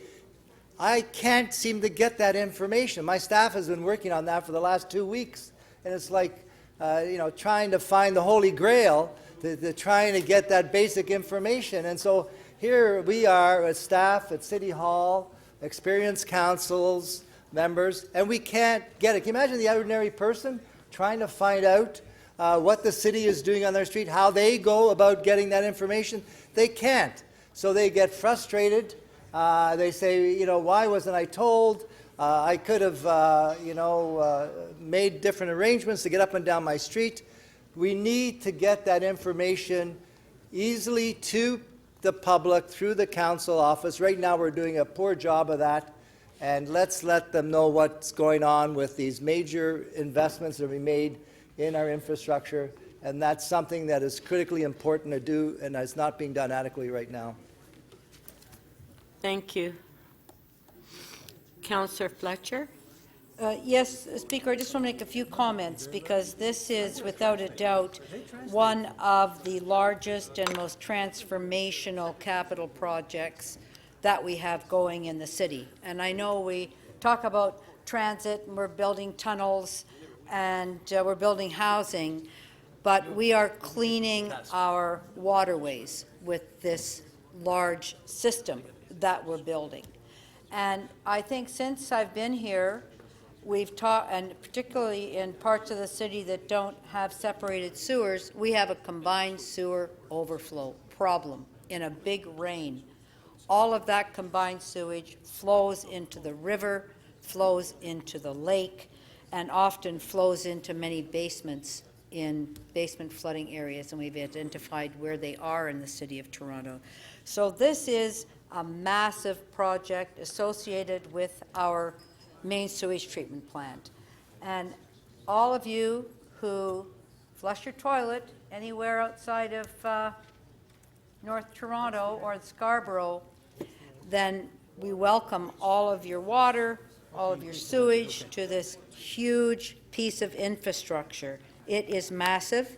I also know that, I mean, this is not just the tunnel, this is the whole system. These tunnels will be holding the water before it goes in to the river.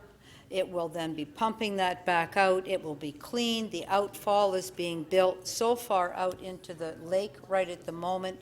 This has been, I don't know, I might say a 10 or 15-year project, and we're here at the culmination. It's pretty exciting for those who are wearing, whether you're wearing an iron ring or a tin ring or a gold ring. It's a massive project and an important investment in clean water, where we truly expect to turn on our taps. We truly expect to have clean water, and it's part of our wet weather flow master plan. So thank you very much for all of those people who have CSO combined in their basements. This is a big step forward. I also just want to take a second to just talk about, this is well, it's a huge project. It's a big capital works, and as well as putting in the tunnels, the soil from building this or digging this is going out to create islands as part of new Tommy Thompson Park. This is not just one little tunnel.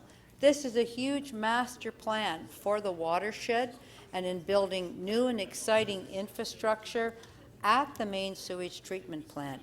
I also want to congratulate our general manager of Toronto Water, because of all of the gases that they're creating as they're treating that sewage.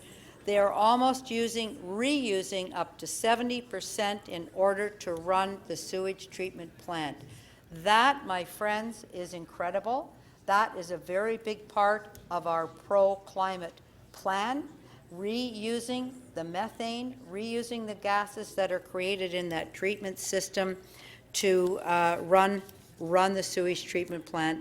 I find those things pretty exciting. I think Mr. DiGeronimo finds them exciting. You might not all find that really exciting, but congratulations to everyone that's brought it this far. It's all moving forward as one big piece, and I look forward to the day when there is no CSO in the river, in the lake, and in the basements in the East End. Thank you.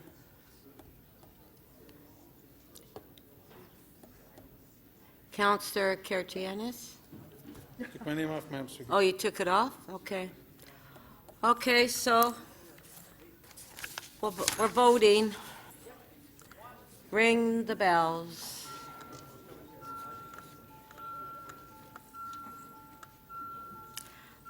Motion 1.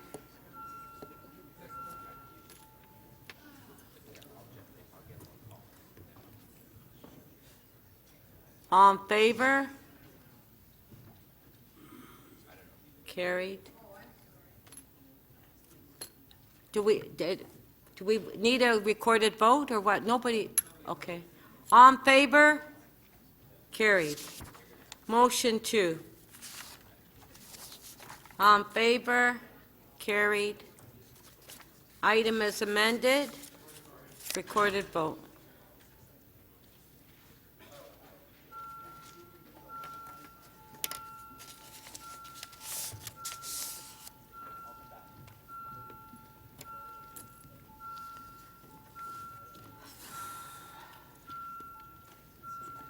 Councillor Fillion, please.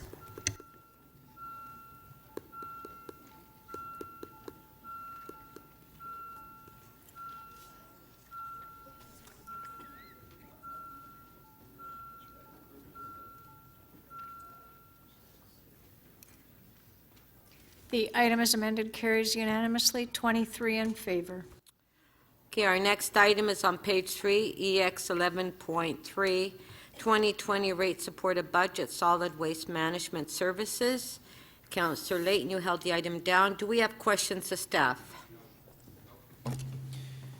Councillor Layton, you have questions of Yeah, staff? I'll just ask a question, and it may be kind of an open-ended one. Okay. Could you explain to us how we arrived at a situation where we're removing the entire subsidy for medium bins this year and half this, the rebate, sorry, for medium bins and half the rebate for the small bins, and just explain to us the progression that brought us here.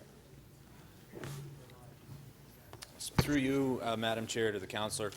Last year at council decided and provided staff with a policy direction on phasing out the rebates on the remaining bins that currently had rebates. So the small bin would be phased out over 3 years and the medium bin would be phased out over 2 years.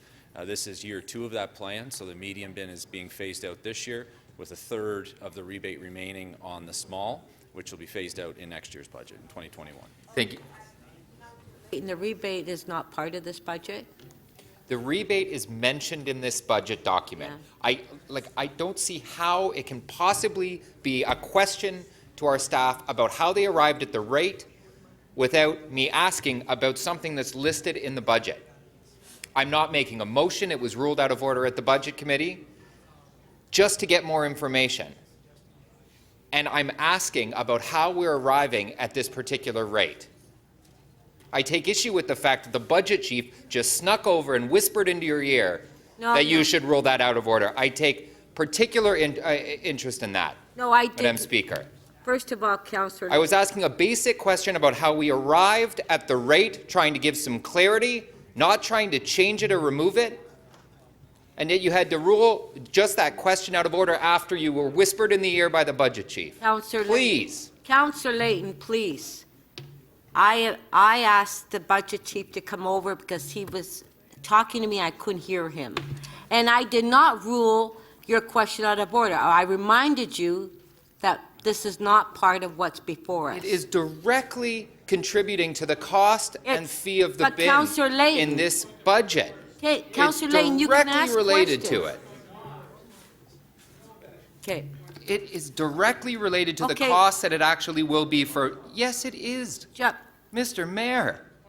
Okay, point of order. I put your time on hold, Councillor Layton. Point of order, Councillor Crawford. Thank you, Madam Speaker. I actually came up to you because you were looking at me and you're on budget, and this item actually came up at budget, and I was very clear from recommendations from the clerks on this particular item. It's a challenge. Every year it's a challenge when we go through this rate base because part of it sits in the operating budget. I'd love to be able to combine the two, but we can't. Unfortunately, we can't. Even though it may have been mentioned, we're dealing with dollars in the operating budget, and it is unfortunately out of order. I didn't want to have to rule it out of order, but I did because it was ruled out of order on Councillor recommendations Perks, from the please. clerks.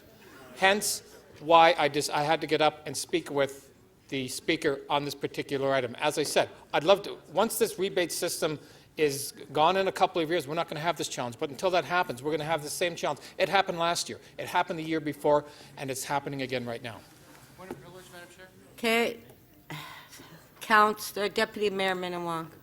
I do believe Councillor Layton said that the budget chief snuck over to you. Now, I don't know how someone sneaks over into the chamber, but if he did say snuck over, I think he should apologize. That's a pejorative term, and it's disrespectful of the councillor.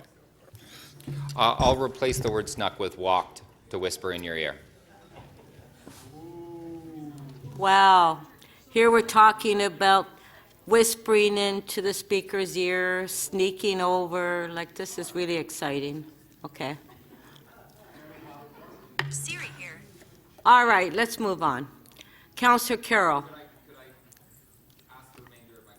Yes, as long as it's not with the rebate. Okay, No, Councillor th- Layton? That's, I'm sorry, that's not what, Yeah. that's not what you Yeah. said. I can't. Councillor Layton, if you want to ask questions on what's before us, but not What is contributing concerning to the increase rebate. in the small bin fee that people will see on their solid waste management bill? Yeah.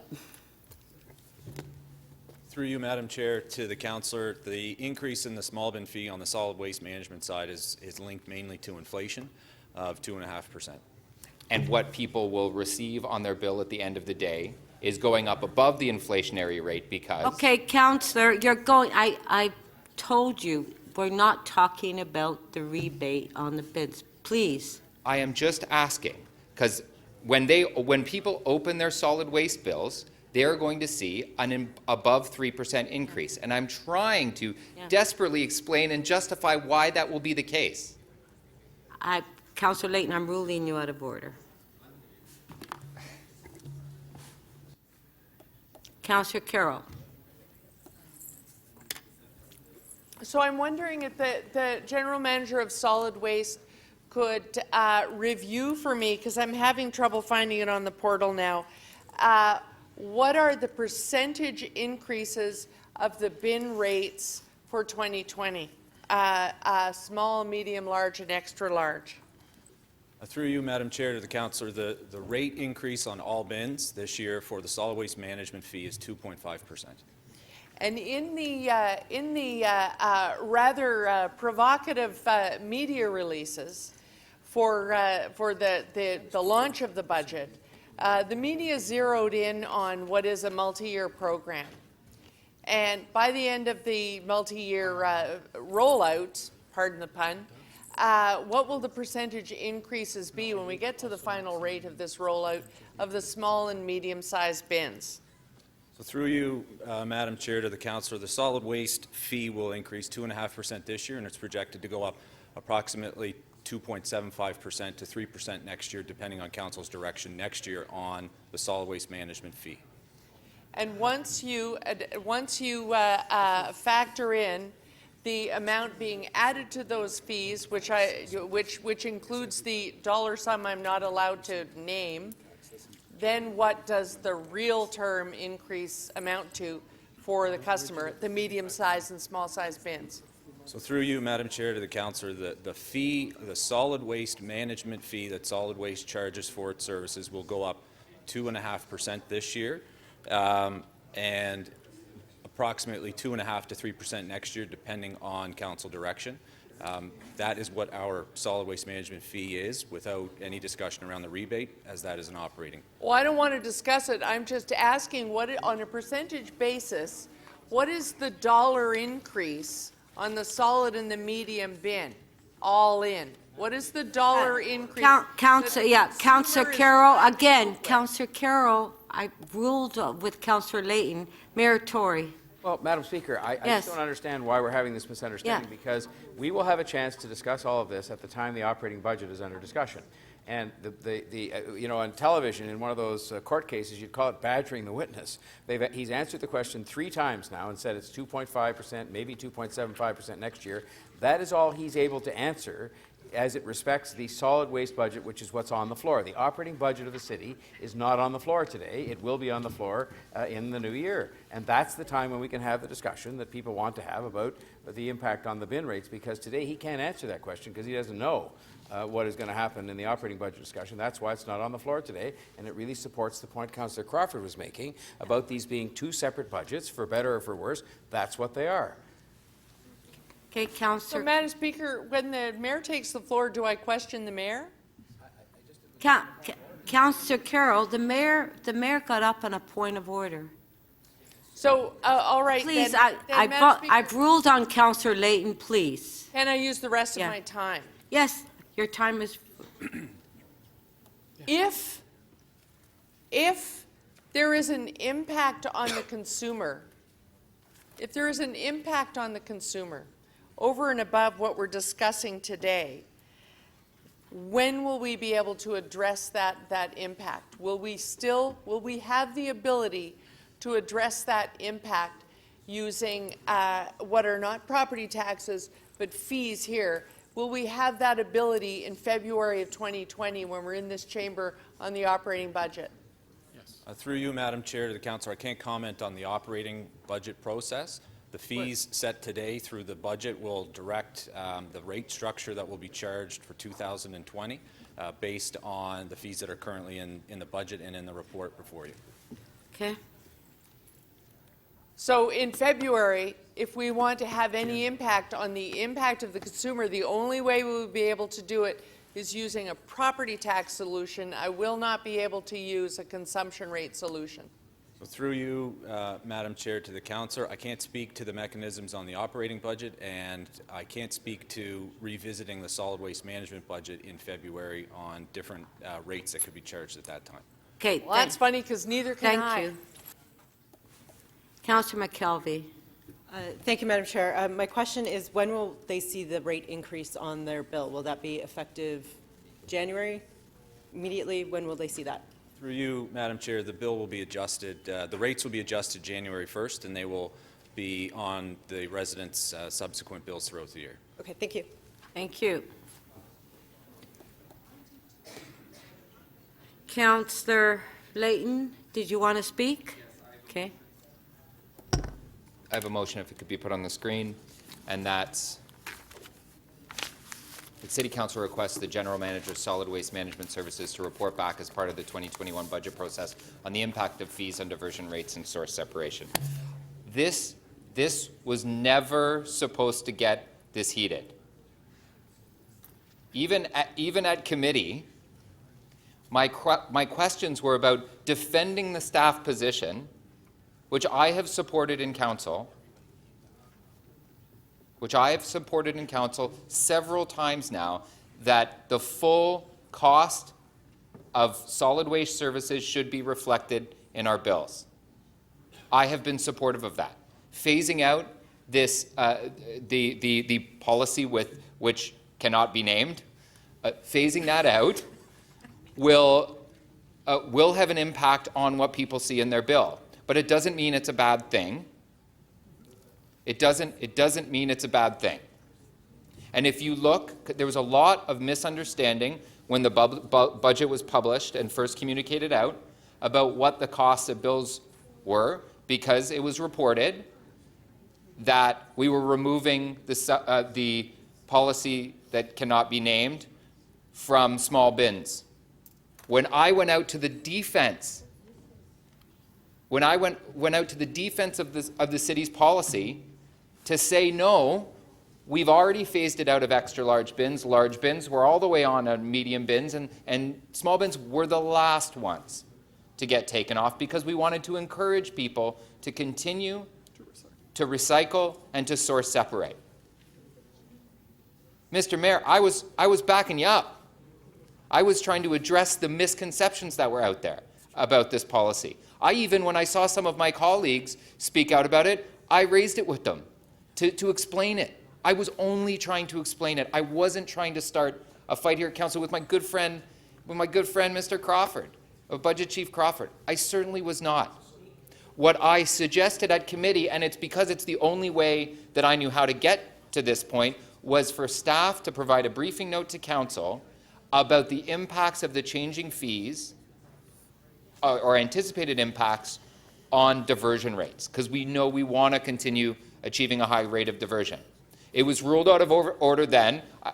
We got into it a little bit at committee. It got resolved. And so I've come up with this motion that I think crafts it in a different way and doesn't try to change the rates this year. There is still an incentive on the small bin this year, small one, but still there, and look to see, and it may not be the case. It actually may be, and in having some conversations with our solid waste staff, the opposite may be true, that the financial incentive that we're giving small bins may in fact negatively contribute to source separation.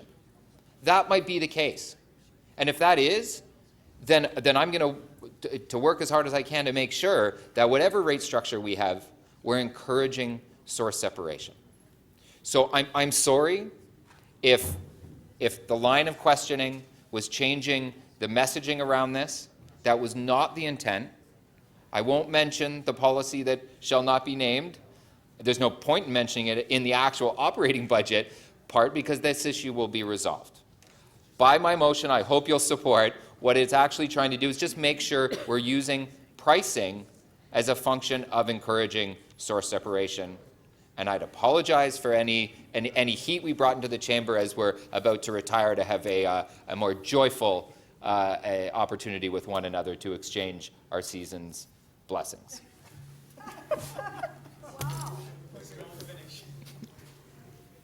Councillor Holliday, you have a question, clarification of the motion? I do, thank you, Madam Speaker, and I wondered through you to Councillor Layton if he would find it amenable to broaden the look of his suggested, the examination of his suggested report, to look at it in the reverse, in that raising prices drives people to lower bin sizes, smaller bin sizes, and also drives behavior such as illegal dumping and contaminating the blue bin on purpose. So he's, through you, Councillor Layton, is looking at it from one way, and I wondered if he would consider as part of the report as a reasonable amendment that we look at the other side, is raising these prices, does that have an effect on behavior of citizens and some obnoxious behaviors? I've had that precise conversation in not so many words with the general manager of solid waste. They're already looking at that, and yes, I would encourage that to be included in the report. Okay, thank you. Councillor Matlow to speak. Well, there's not, based on the Speaker's ruling, there's not a lot that I can say with respect to what I would have liked to say, except I'll begin with that Councillor Layton and I have not seen eye to eye on every aspect of this item, but there's no one who has been more articulate and caring about defending the position that Council, I believe, is going to take than Councillor Layton, and I believe every word that he just said behind me. I fundamentally disagree with the approach to see rates go up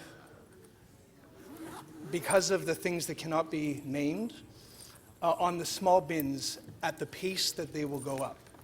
I would far rather see a more transitional approach which sees the rates on the larger bins go up, the smaller bins stay static, and then incent more households to choose less waste and go to the small bins, and have greater enforcement on the households that currently have small bins with respect to them dumping their garbage into the recycling bins. I think that is a better approach because the uptake, I understand, on the small bins is only roughly 2% a year transitioning from the larger bins to the small bins. I'd like to see a far bigger transition where people choose less waste, find out, and by the way, I went through the same transition. We used to have a medium-sized bin, and as a family, we couldn't imagine going to a small bin that only holds essentially the size of one large black bag. But we did, we got there. The price was helpful. And guess what? We figured it out. We figured it out and we do it. More people can do it. Sometimes it's the environmental cause that helps them arrive, but sometimes it is the savings. It often is the savings. That's why the 5 cent on the plastic bag, sorry, with all due respect, Michael, it actually worked until it was thrown out. So I've struggled to figure out how to, what to do with this multi-million dollar thing that we can't describe today, and how to offset it. And I don't have an answer today, and that's why I don't have a motion. But I'm going to be voting against going forward with higher rates in the small bins, because I don't think it's good public policy. I really think we need a rethink, and I hope, given Councillor Layton's motion, that there'll be an opportunity for that rethink. But I can't support moving forward with a policy that I just fundamentally disagree with. So, just 1 second, councillors. So I find myself in the chair now. Councillor Holiday, your motion is not typed up. It's not ready. Councillor Layton hasn't seen it, so Councillor Layton can't tell us whether or not it will be a friendly amendment. Councillor Layton? Correct. I haven't seen the amendment. It doesn't have to be acceptable. It can simply be placed and we can proceed with the business of this meeting because I'm in the chair, so I can't put myself on the floor to speak. Unless anyone else has an intention to speak and was waiting for a dramatic moment, this would be it. Councillor Crawford in a pinch. Thank you, Councillor Crawford. What would you like to say? Thank you, Deputy Mayor, or Speaker Carroll. First of all, as I've said on the water, these are the rate-based budgets. We sometimes don't give them the recognition that they have, as I said in the last speech with the water, but they're incredibly important. This is the nuts and bolts of this city. People want to make sure that when they turn on their taps, they have water, and when they put the garbage out at the side of the road or in their apartment, that it gets picked up. That's the nuts and bolts of this particular budget and the rate-based budgets overall. I do want to clarify, and I have the greatest of respect for my colleague, Councillor Layton, and we did have a bit of a dust-up in the budget process. And this is not a new conversation. It's a frustrating conversation for all of us because we're dealing with two different budgets. And I respect where the manager of solid waste is coming from, because at the end of the day, he is going to be made whole. Whether it's through the money that he needs to run his division, he's going to get that money. It's going to be primarily through rates, but there's another component that is on the operating side. And unfortunately, he's fine. I mean, so it doesn't matter where that money is, he will be fine with the 2.5% that he's requested, and we're going to approve to that. But he will be fine, but he cannot speak to that. And unfortunately, that's the frustrating part of where we're at right now. As I said, it will get resolved. And again, we're looking at phasing out what we can't talk about in the operating budget, and that's a decision that we have to make. And I'm hoping I got around that it's well enough, but we will make that decision. And again, I can't presume where that decision is going to be going. We all have thoughts about that, and as we heard in last year's budget, I think we'll be moving to the next step on that. But let me just provide some facts that are important when we're looking at this particular budget in solid waste. Over 900,000 homes, businesses, institutions, charities, religious organizations, and schools, city agencies, and divisions are using, of course, this division. And I do have to make a correction, by the way, and I'm glad that Councillor Carroll mentioned that. I mentioned about the organics processing facility is going to happen 12 years sooner. That's on this budget, not on the water budget, so I just wanted to mention that. But as budget chair, like all divisions, like all agencies that we deal with, we're always committed to finding efficiencies, continuing key investments such as solid waste. As I said, there's going to be a modest 2.5% increase, which is the rate of inflation, which we have achieved with this. We have achieved a little bit more than that on water, but it's important to realize that we are trying to manage this division as well as we can. What I do have to mention, and it's not part of this budget, but what did come up as part of the debate when we're looking at the long-term fiscal sustainability of solid waste. And that's not a discussion that we'll be having this year, but it's something that we need to have, and which is, what do we do with Green Lane? We're okay right now, but I think as we look into the future, solid waste and the division is going to have to be bringing us some recommendations on really what we need to do with Green Lane for the future. And how we manage it. It's not here, but I just wanted Council to know that as we did with water, we had the 9% over 9 years. I'm not suggesting it's going to be like that at all, in fact, but we may need to look at a program over a number of years to be able to ensure that garbage will be picked up every day, and I think that's a conversation that will be happening, as I said, next year, but that is on the radar. I want to thank, of course, solid waste, all the people in that division who work incredibly hard. You see it day in and day out when those garbage trucks are coming to pick up our garbage at the end of the street. We see it when we get the telephone calls where sometimes they may have missed it, or they may have missed the recycling. You put it out late. They work incredibly hard, and I just want to thank everybody in that division for the work they do. Thank you. Councillor Carroll to speak. Thank you, Madam Speaker. So way back in the late 50s, when I was Chair of Works, it feels like that, we were driving every day to Michigan with all of our garbage. We needed to get out. We needed to buy a landfill. We also knew that we must never again be caught short, as we were when Keel Valley landfill ran out and when Michigan said, get the heck out of here. And so, along with buying Green Lane, we started this utility. And we have been going along, and the people who need the biggest applause are our residents, because they've had to go on this journey of turning solid waste into a consumption-based cost recovery utility, come what may. And it started out with the most complex matrix because of the structure that we have in our taxes, and that's a reality. But this thing that we had that little dust-up about is really about cost recovery. People are saying, don't worry, this is cost recovery. Well, it won't be until we finish that. Every year, though, we have this tense moment where we discover that we can't discuss such things as this year A small bin used to cost $99.71.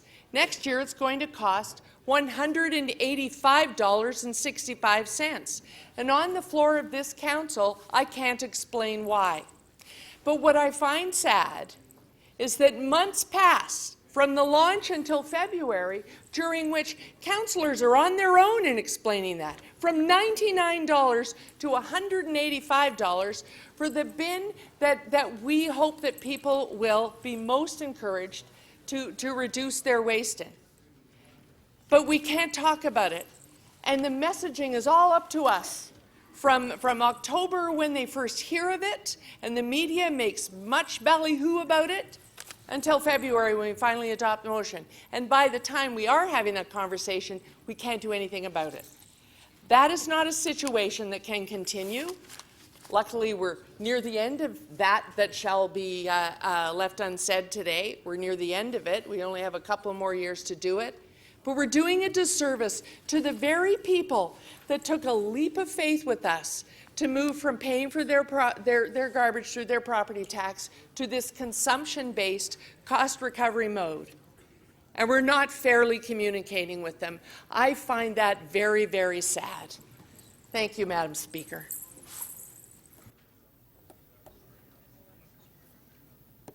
Do we have any further speakers? No.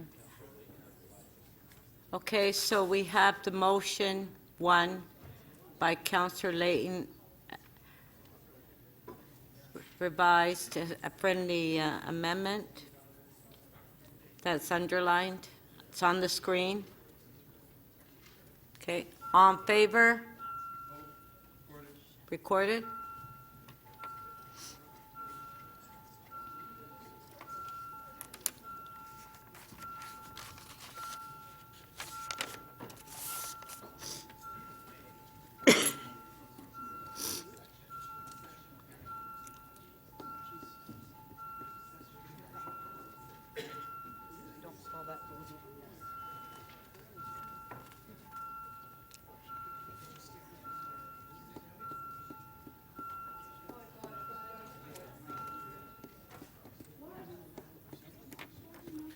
The amendment carries unanimously, 24 in favor.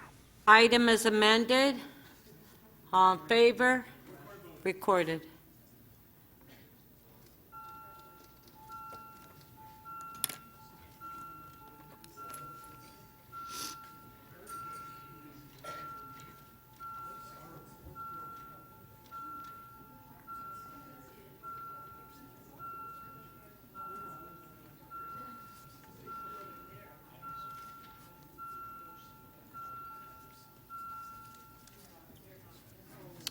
The item as amended carries. The vote is 21 to 3.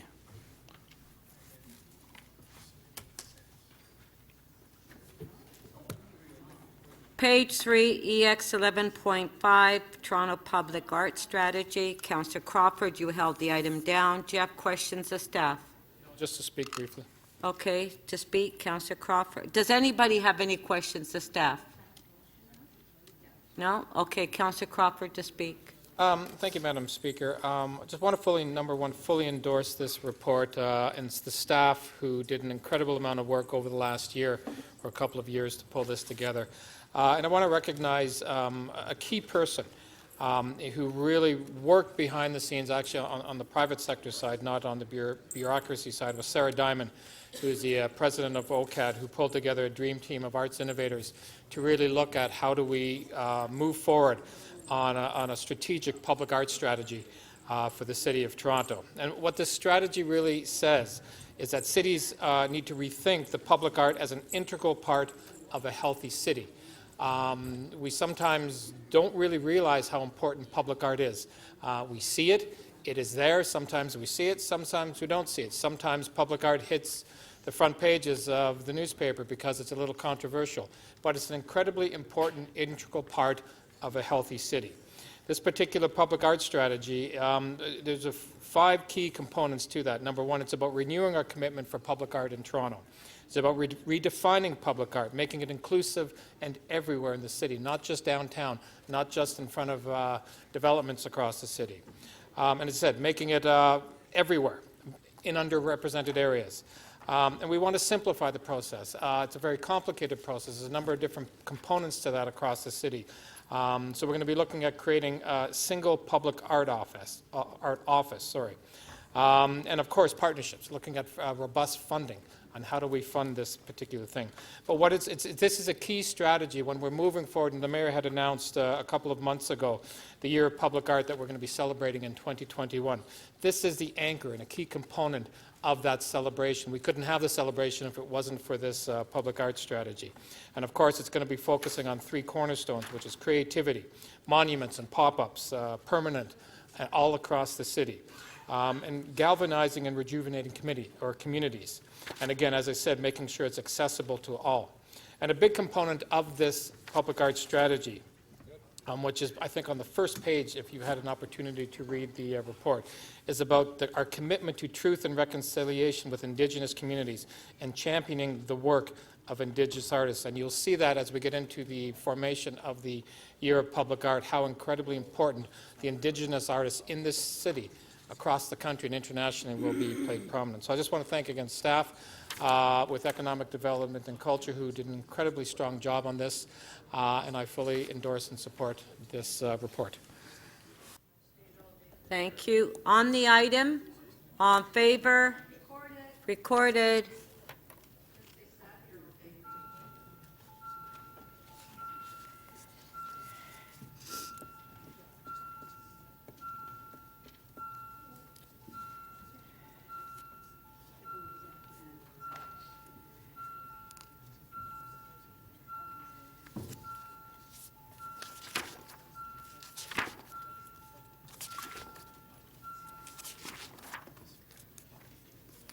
The item carries unanimously, 21 in favor.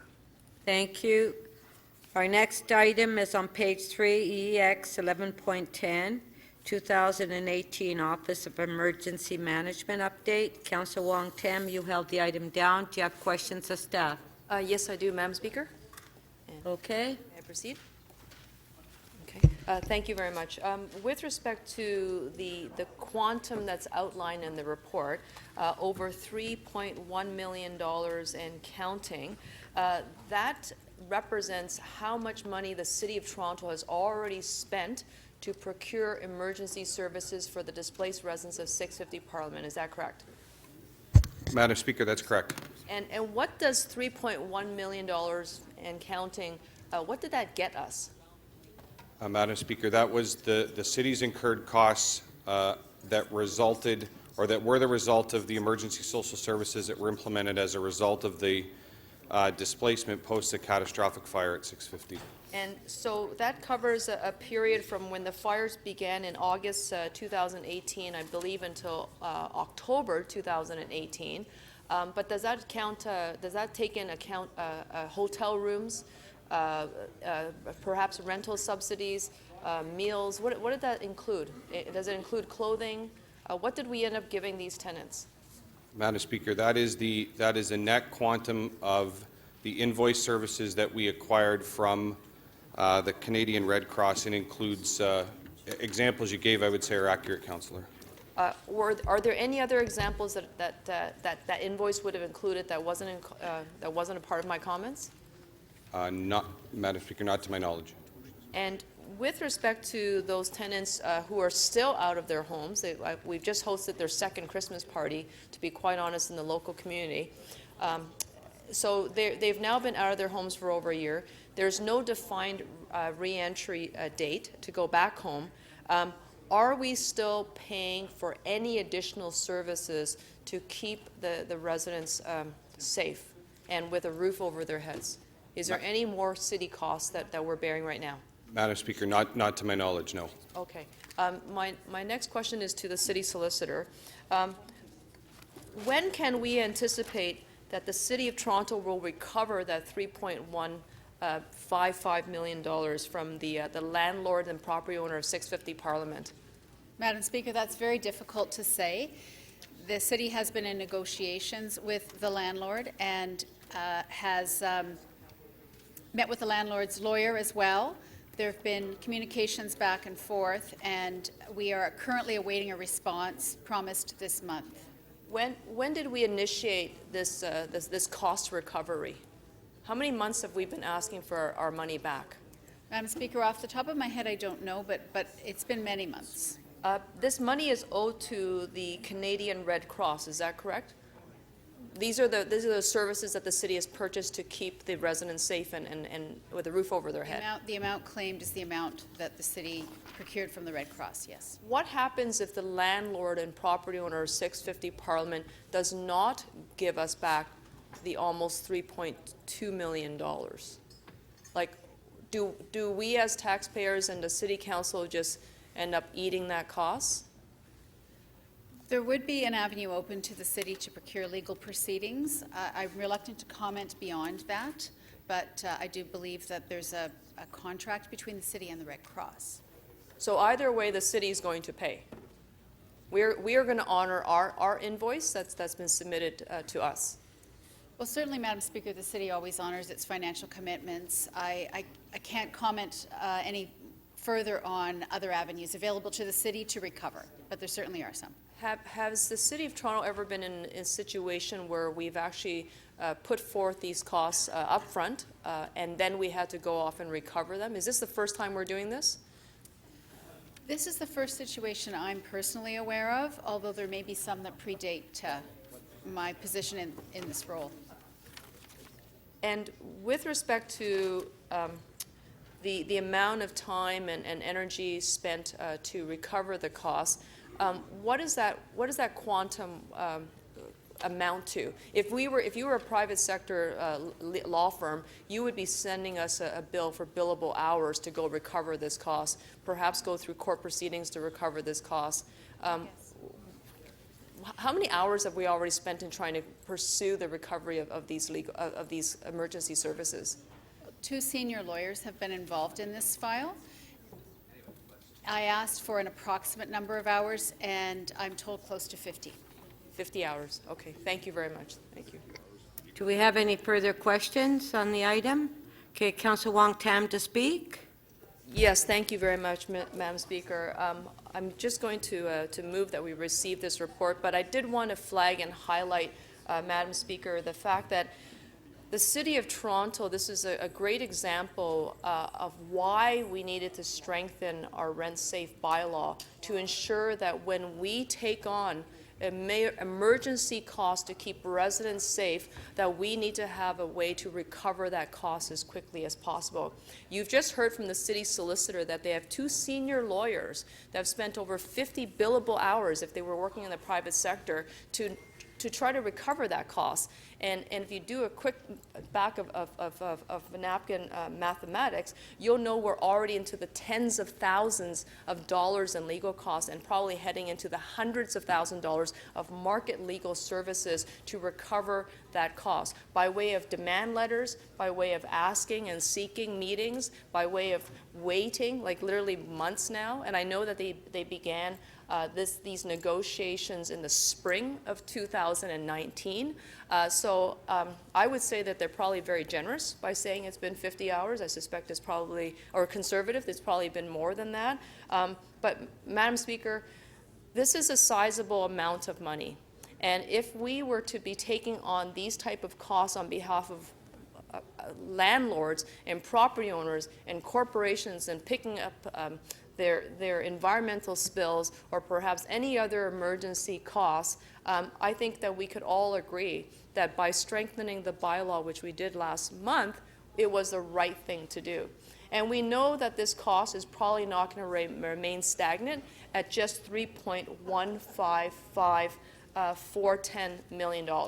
We know that that cost is going to escalate, and we know that we're going to be spending more staff time, more legal service time to go recover a cost that will probably be ballooning out as we continue to fight this through. I am not confident that we're going to get this money back quickly, which is why I wanted to state this here, because if we don't recover the costs from the landlord and property owner by way of just receiving the payment as a response to our demand letter, we are going to have to go to court. And if we have to go to court, then it becomes a different proposition and much more expensive. So for those who felt that the private sector was put under undue hardship by being asked to pay the city back for costs incurred on their behalf and their responsibilities, I just want to remind council, this is what happens when we let them off the hook, or if we don't have a policy or a program or a protocol that allows us to recapture that cost. Thank you very much. And I just want to thank staff for all their hard work, because I know it's ongoing discussions. Thank you. Thank you. On the item, on favor? Carried. Okay, our next item is, I think will be a quick item, page 3, EX 11.13, improving communication for Toronto Hydro projects. Councillor Fletcher, you held the item down. Do you have questions of staff? No, I'm just going to speak, if that's okay. I have one motion, Okay. Speaker. And it is that this report get forwarded to the Toronto Hydro Board. So I want the board to see this report. That City Council requests the General Manager of Transportation Services to work with the CEO of Toronto Hydro to ensure that the municipal consent requirements are met, because this is a brand new situation that we're basically having them required to do what others do when they're using our right-of-way. And that City Council requests the GM Transportation Services to report annually to the IEC on any compliance issues that might have arisen. So if for any reason there's a compliance problem, and I will be moving a separate motion in January about another matter that has to do with review of development applications, but the clerk has said I can't move it here. So I think that this has come out of the Ombudsman's report, which you may or may not remember. The Ombudsman recommended that Toronto Hydro have much better communication with the residents with whom they're working in order to establish all of the new hydro poles, and that they should be replacing those poles as soon as the project is complete, and a whole number of other things. And so there's been a protocol that's been developed where Toronto Hydro will have to basically follow the guidelines that the city has for any work in the right-of-way with residents.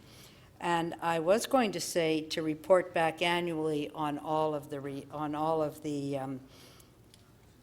basically the consent requirements, but I think it's better if there's compliance issues that get raised, because the Ombudsman would be interested in that. So that, I just want to thank the Ombudsman for her work again here. It was a very difficult project, the Project Carla, and as well the transportation staff on coming up with what I think is very creative and a good compliance method for Toronto Hydro. And while I'm on my feet, I will also thank the transportation staff for their very quick work after a shooting on an illegal film shoot. A lot of shootings in Riverdale this week, and in getting to deal with, to make the lookout at Chester Hill a much safer place. So I just want to personally thank Ms. Gray and her staff for that here. Thank you, Speaker. Thank you.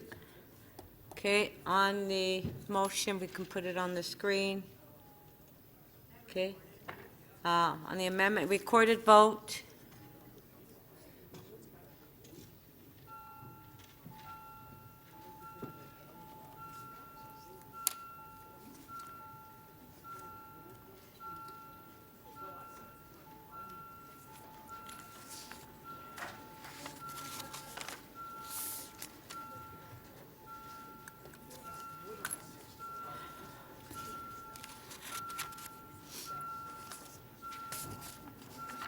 Councillor Layton, please. Thank you.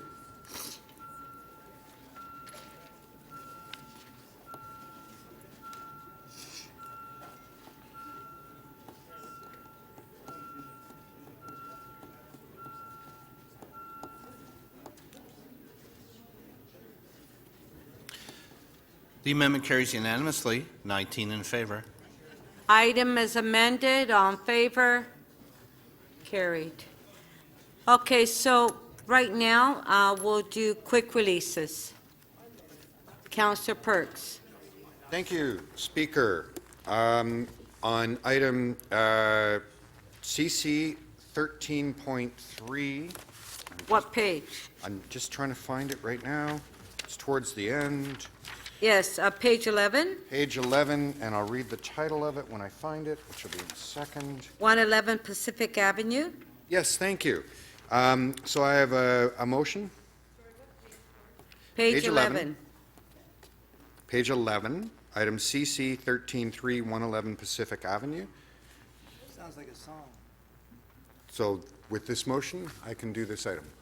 Okay, and we did have advanced circulation on Yes. that? Yes. Okay, all in favor?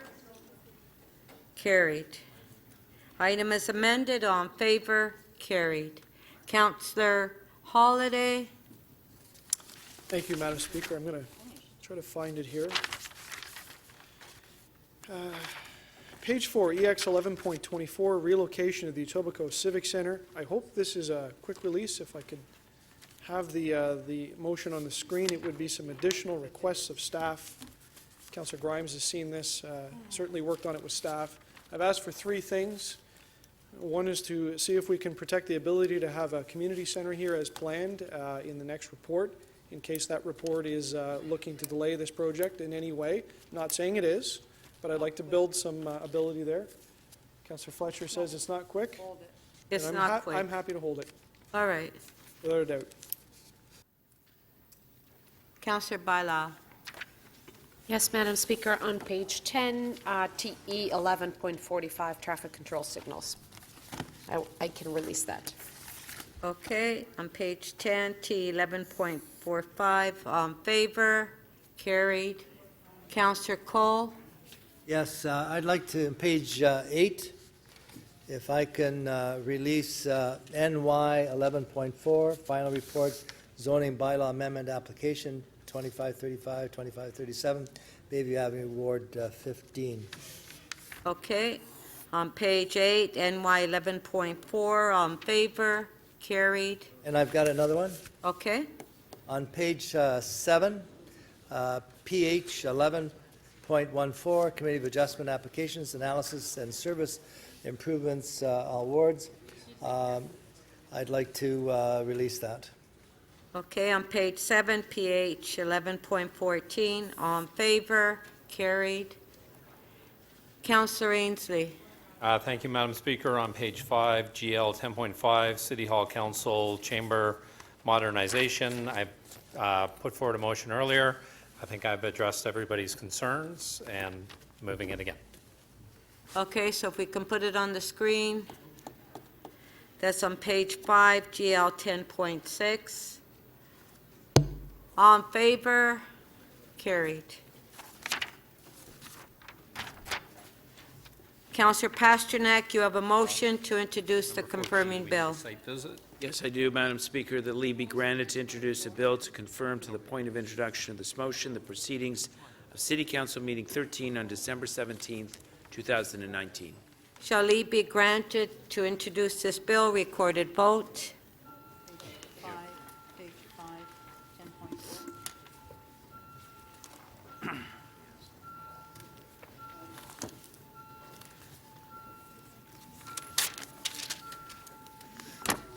Councillor Layton, please. Councillor Matlow, thank you. Councillor Grimes, thank you. Councillor Perks?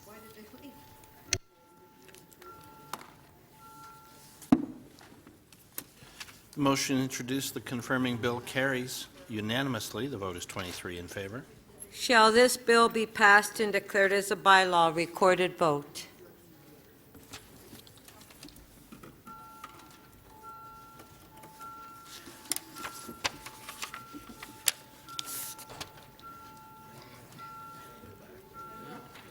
Councillor Wong Tam, thank you. Councillor Perks?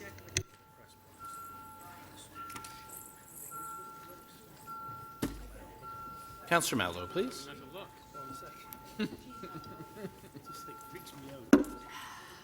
Okay, I'll casually look. The motion to enact the confirming bylaw carries unanimously. The vote is 23 in favor. Okay, so we're recessed to tomorrow, 9:30.